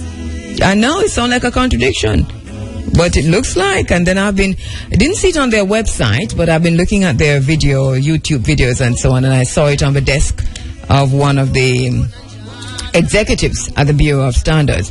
But I would suggest that they apologize and withdraw, or withdraw and apologize immediately. Apologize to women all over and apologize to Africans in Jamaica. I wonder who's setting the standards at the Bureau of Standards in Jamaica is a question that we're asking.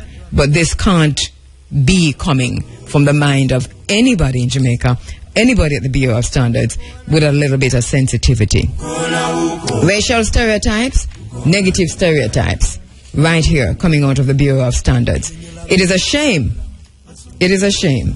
And we're going to see if we can find somebody to talk to about this at the Bureau of Standards. If not for this week, then definitely for next week. But really, a crying shame coming out of the Bureau of Standards. Jamaica's non-aligned news voice. Good morning. I am Cherie Hay with the local and international headlines. The number of Jamaicans killed in motor vehicle crashes this year has reached the 200 mark. This is according to the latest data from the National Road Safety Council, NRSC. A total of 181 people were killed in motor vehicle crashes over the similar period last year. A breakdown of the NRSC data shows that 39 people were killed on the streets of Kingston and St. Catherine, 31 in Westmoreland, 25 in St. Andrew, 20 in Clarendon, and 18 in St. Anne. St. Thomas recorded the fewest road deaths, with 2, followed by Portland with 4. An elderly farmer was found dead at home in Lot District, Trelawney yesterday. He is 89-year-old Clifton Lee. Reports from the Ulster Spring Police are that about 12 a.m., Lee was found sitting on a sofa in his living room with his throat slashed. Residents summoned the police. Investigations continue. Finance Minister Dr. Peter Phillips says the $2 billion raised through the issuing of 2 bonds on the international capital market is the highest ever. He was addressing the 40th Anniversary Staff Awards Banquet of the Rural Electrification Program, REP, held at the Jamaica Pegasus Hotel in Kingston recently. Dr. Phillips revealed that the government was able to raise $1.35 billion at a rate of 6.75% and secured a 30-year issue for $650 million at 7.87%. Jamaica has benefited from close to $3 billion in concessionary financing and balance of payments relief under the Petrocaribe Energy Corporation agreement with Venezuela since its establishment in 2005. The government is assuring residents of Hamilton Mountain in St. Mary that work will get underway within 2 weeks to repair a damaged roadway in the community. State Minister in the Works Ministry, Richard Azan, says the technical assessment of the project has resulted in a delay of the project, but the contract has been awarded and work will proceed shortly. He is also encouraging people to be cautious when using the narrow piece of roadway that remains after the breakaway. The State Minister was on a recent tour of road rehabilitation projects in the parish. He said after the recent flood rains, which caused many of the roads to be impassable to vehicular traffic, a decision was made to erect several retaining walls to protect the roadways. 4 men charged for unlawful possession of property in relation to cattle stealing were granted bail when they appeared in the Yalas Arm Court on Friday. Charged are 19-year-old labourer Denzel Leslie, 23-year-old fisherman Karen Beckford, 36-year-old labourer Samson Bryan, and 39-year-old mechanic Dwight Robinson. The men were granted bail in the sum of $100,000 each. They are booked to return to the Morat Bay Arm Court on August 26. The bail conditions stipulate that all 4 are to report to the Port Moran Police Station between 6 a.m. and 6 p.m. In news overseas, U.S. President Barack Obama said today that Kenya is at a crossroads filled with peril but also with enormous promise. He shared his outlook on the future of the East African nation during a speech in the capital, capping a 2-day visit to his father's homeland and where he was hailed as a native son. The president praised Kenya's progress since winning independence from British colonial rule in 1963, among them ending one-party rule and overcoming the deadly tribal and ethnic violence that broke out in 2007 and plagued the country for several months. President Obama said Kenya's future success depends on 3 crucial pillars: strong and transparent democratic governance, universal economic development, and a strong sense of national identity that rejects conflict for a future of peace and reconciliation. Finally, Colombian President Juan Manuel Santos has ordered government forces to suspend airstrikes against camps belonging to FARC rebels. The move comes days after the FARC began a month-long unilateral ceasefire in a bid to accelerate peace talks. President Santos said his order only applied to camps outside urban areas, which did not pose a threat to the local population. Peace talks have been taking place in Cuba since 2012. However, the progress has been hampered in recent months by an upsurge in violence. Those were the local and international headlines. News is next at 11:45. You can go online to irfm.net to view the stories. Like us on facebook.com/irfm news. Follow us on Twitter at irfm_news. From the IRFM newsroom, I am Cherie Hay. Jeffrey Africa. Running Africa ni. Ahaya Jamaica. So what take kaka say boso kadia.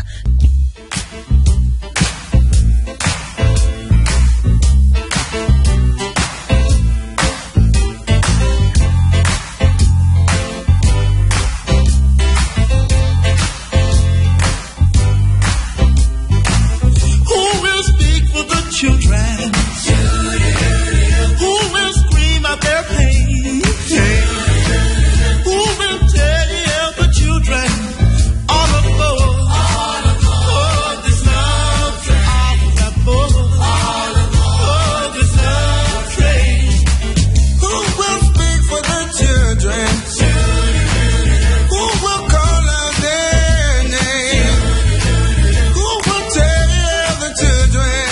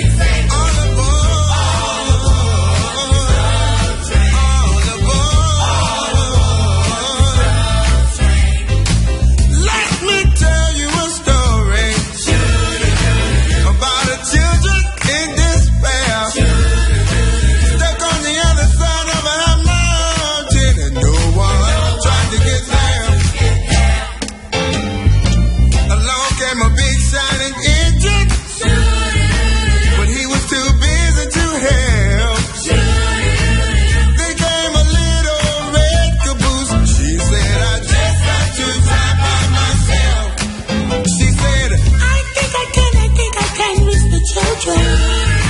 She said with her eyes to the sky. I know what can make us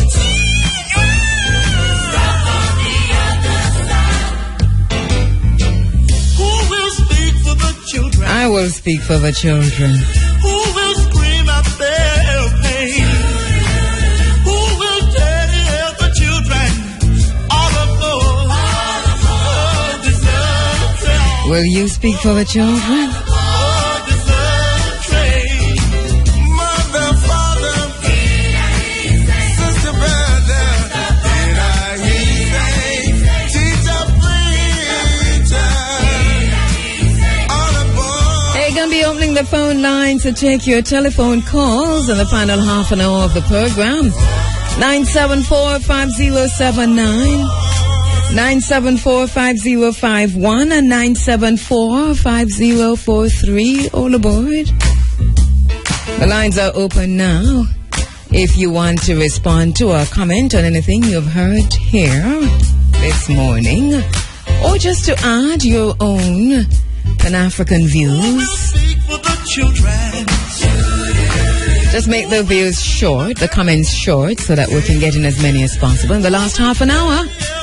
9:32 when we go to the phone lines at 974-5079, 974-5051,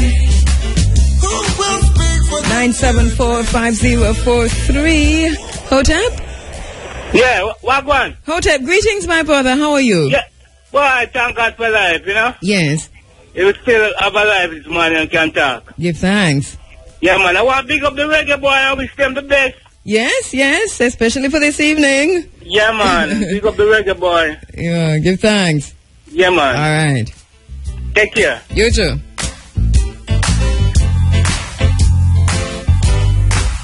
As we take your telephone calls, 974-5079, 5051, 5043, and 1-888-991-4152.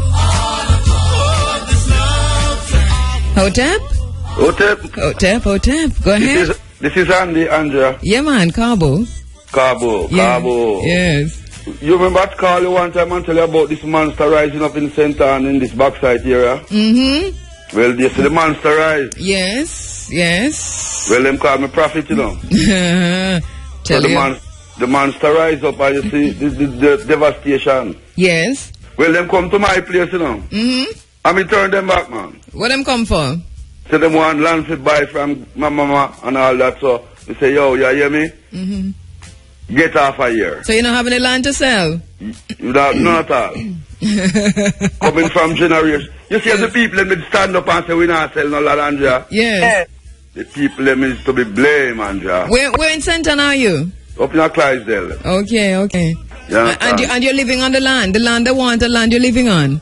Yeah, Bongo Jeff live there. Oh. Yeah, I mean. Okay. I know really there what my virgin Bongo Jeff live there. Yeah, it's not like it's idle land. No, they don't have enough planting banana or we take and feed the family. Oh, so what they want to do? Relocate you? What? Give you new land? What? We have enough land all in a brownstone, but we don't want no location, and that's why the food basket. Okay, at the land, the farming land. The farming land. Yeah. Any hours at night we go there, we chop banana, plant and cook. We don't have no special time. All right. And we don't go a shop. Mm-hmm. We feed off of the land. I can just imagine. Doctors, we don't know doctor, we don't know them things. We feed off of the land. Give thanks. As you say, you did call it and see it happen here. They made me prophet 2 years ago. Yeah, man. And so, Rastafari, bless their ear. Give thanks. And Brother Atta is my schoolmate, you know. Yes? My bench mate, at least. You mean your castle? It's now Brownstone Primary. All right. Yeah. All right. Yeah, we are roots together. All right, give thanks. Rastafari, bless the world. Yeah, man. Along came a big shining engine, but he was too busy to help. They came a little. All right, who will speak for the children? Loving it from the album The Children of Selma. I think I can miss the children. I think I can. All right, hello, Hotep? Yes, Hotep sister Kabu. Hotep, brother. I'll just like the correct spelling for Chief Tai Chi. For Tai Chi? All right, because we're using the Ghanaian pronunciation, and it is Takyii, as opposed K as in king, right? Y with two I's. I. Yes. And this is Ghanaian, you said? Right, it's Ghanaian. We're using Ghanaian. Takyii. Yes. Thank you very much. All right. Tai Chi. Let's see. Give thanks. Give thanks.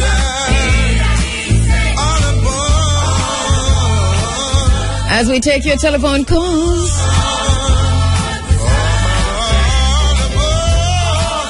(974-5079-5051-5043). Take a quick break. All right, let's take this call and come back to the break. All right, let's go to the phone lines. Hotep? Hotep. Yes, Hotep, my brother. Blessed. Yes, give thanks. Blessed. Yes. Nani. Give thanks. You again. Tai Chi. I have a good little friend, you know. Yeah. Really wise and unwise. Yes. Oh, you hear me now? Yes. I asked you from a longer time to check out Michael Tellinger. Yes.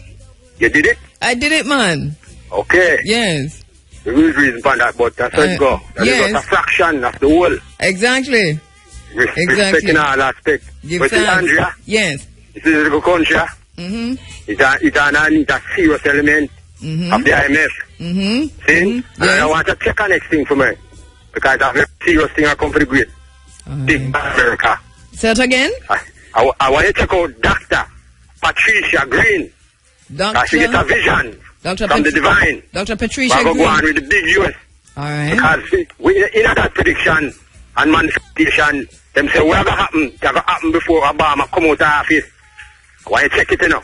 All right. Because you're moving in mysterious ways and you did to do a fraction of your work. Dr. Patricia Green. Dr. Patricia Green, Andrea. All right. So enough respect, Kabu. Yeah, man. To you too. And I know you're the panic, you know. To you too. I got watch the word, that bubble. Yeah, man. And enough of them are going to find themselves if I try one run out and come back and jail. Yeah? Give thanks. Give thanks. Racism, be on your way. You know, we gave you the Akan spelling just now for Tai Chi, all right? The Akan spelling. All right, you know, we're talking about unity and so on, and even this track you're listening to is called Unite Children. The Confederate flag in South Carolina came down on Saturday, June 27, 2015, when the African-American woman Brittany Ann Newsom climbed the pole and took it down. Even though it was raised again and later taken down, that's irrelevant to us. This date still stands, the 27th of June. That's when we took it down ourselves. Remembering also 28 years old Sandra Bland this morning, later rest yesterday, needlessly lost her life due to indiscretion, cruelty and misogyny of a white policeman. As we go back to the phone lines, Black Power will enable us to protect our lives. Black Power will enable us to protect black lives. Black Power enables activism. 974-5079-5051-5043. 1-888-991-4152 as we go to the phone lines. Hotep? Hotep. Yes. Enjoy the program. Yeah, man. Give thanks. Calling from the parish of Manchester, Davidson. All right. Morning to Manchester. Let's go on to Irish. Yes. Bless up yourself and bless up our reference. Bless up yourself to my brother. Bless up yourself.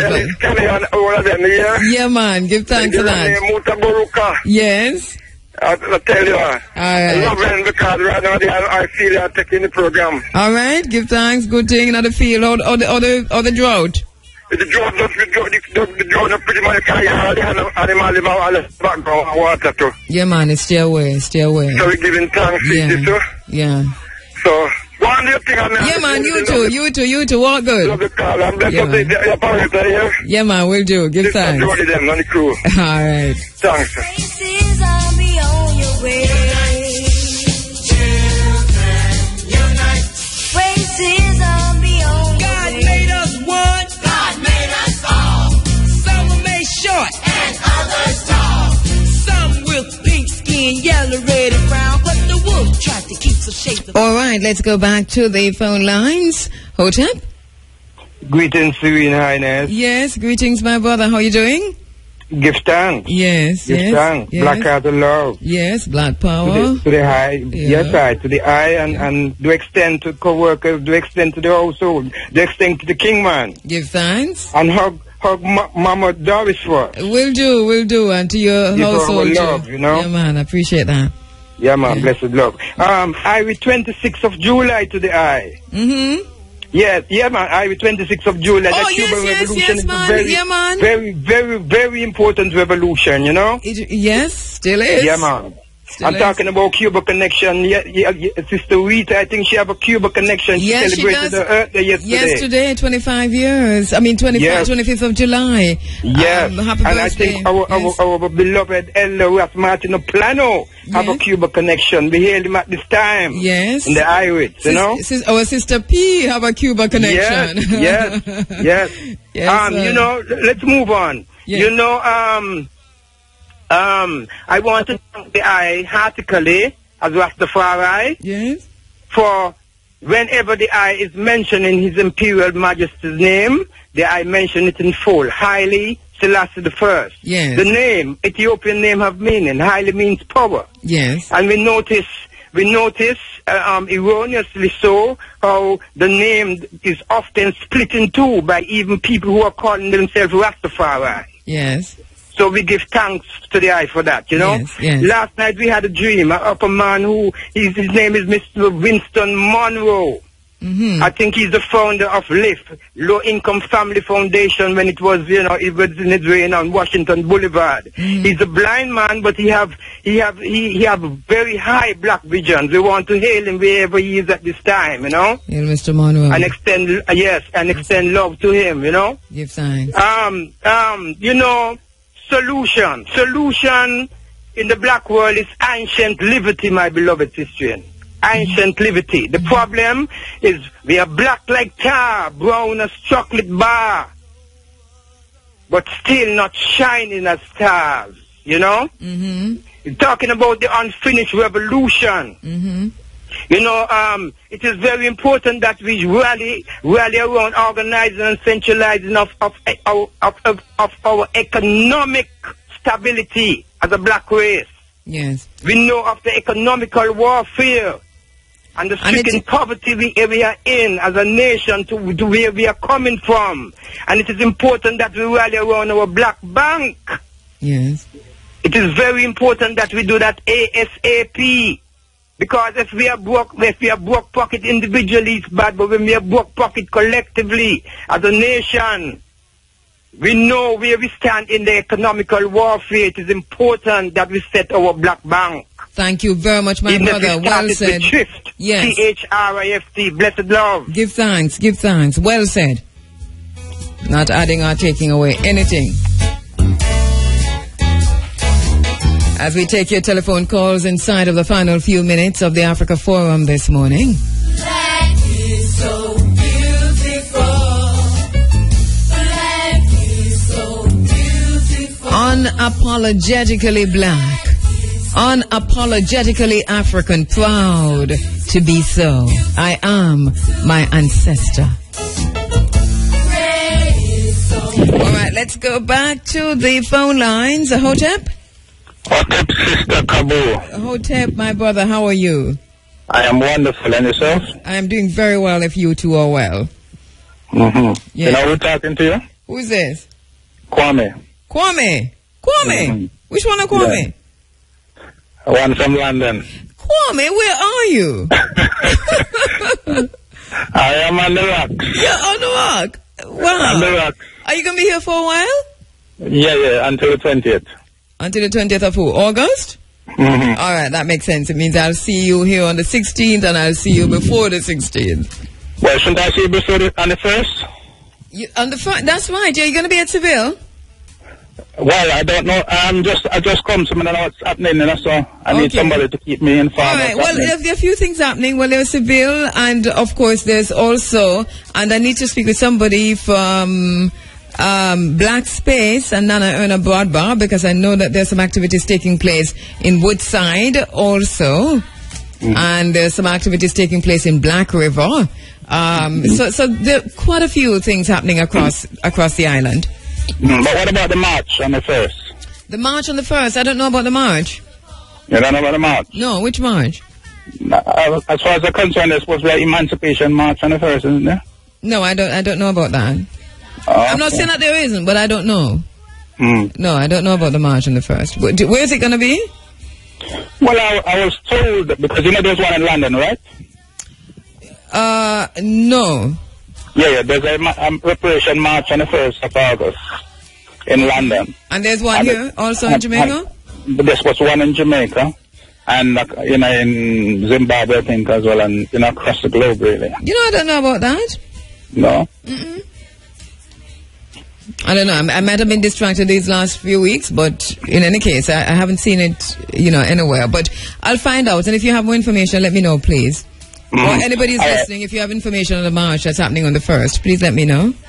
If your young lady could take my number, then she could hand it on to you as well, yeah? All right. So you'd just have to call back. You just have to call back, call me. Because I'm going to need your number anyway. So link me. If not today, then tomorrow. All right, then. All right. Give thanks, Kwame. Good to hear you, man. Good to have you on the walk. No problem. Yeah, all right. Give thanks. All right. Bye.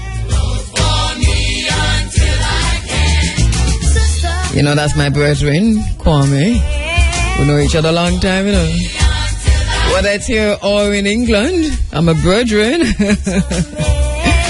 All right, so let's take two more if we can. 974-5079, 5051, 5043, or 1-888-991-4152.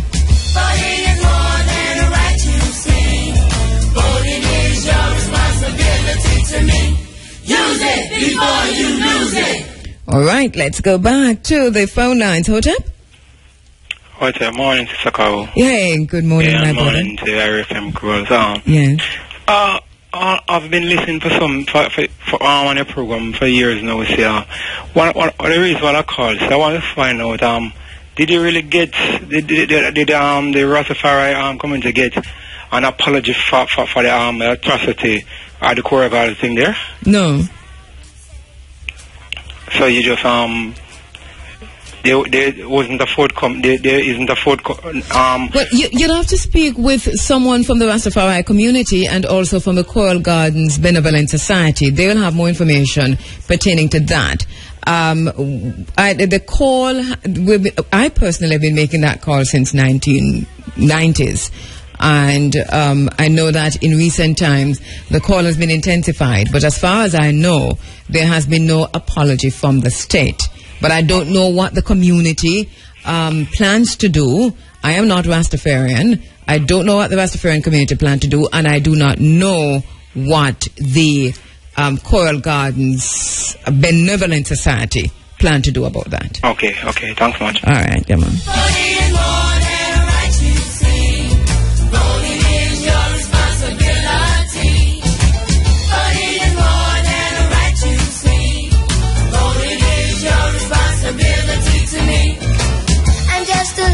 All right. Let's go back to the phone lines. Hello, Hotep? Hello? Yes, Hotep, my brother. Go ahead. Yes, ma'am. Good morning, ma'am. Good morning. How are you doing? I'm fine. I'm actually calling from the Caledonia era, as was mentioned by your first interviewee there, Miss what's her name? Figaroh. Yes. Yes, ma'am. And my message is to the globe, to the two gangs that sit in Parliament, is that we around the Caledonia era here, we're not even afraid of the Marines. Mm-hmm. Yeah, so they can come with their guardsmen, come with their big guns, and come with anything they want to come with their bombs. When they move in with those tractors, we're going to be laying down under those tractors. Mm-hmm. So tell me what's happening in Caledonia. Well, ma'am, Caledonia is a devastated community. When I say devastated, I mean real destruction. Mm-hmm. Right now, even as I speak, if somebody from IRFM should even, come up here tomorrow and go to the tank that people have to drink out of. People are drinking dirt. Uh-oh. The water is dirty. The water is spoiled. And this is as a result of the mining? Yeah, this is as a direct result of the mining, ma'am.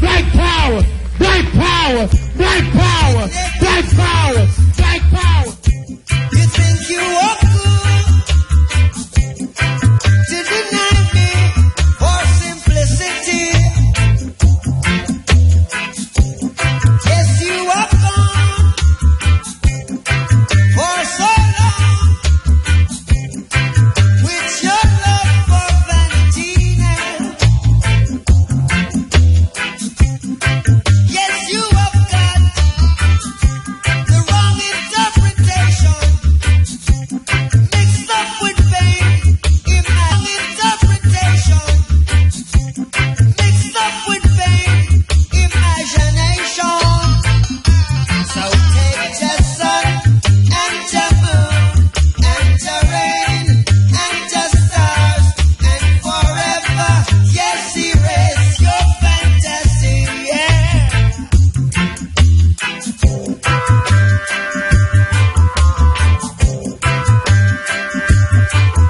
Once again, the bottom line brought to you by Adwa Nutrition for Life. It's an unfinished revolution. You got what you want, but what we want is black power. It's a call to action. It's a call for organization. It's a call for consciousness raising.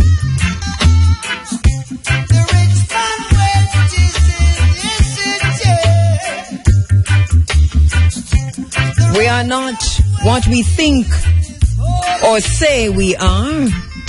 We are not what we hope. We are not what we pretend we are. We are simply what we do. This is how we say goodbye for today. Thanks so much to my broadcast assistant. And we had two working on it today, to Shamara Preston and Monique Price. And who do we have at the desk? Is it Jody? Not so sure, but hey. Thanks so much for all those who participated in the program this morning. My name is Kabu. Kabuma at Kheru.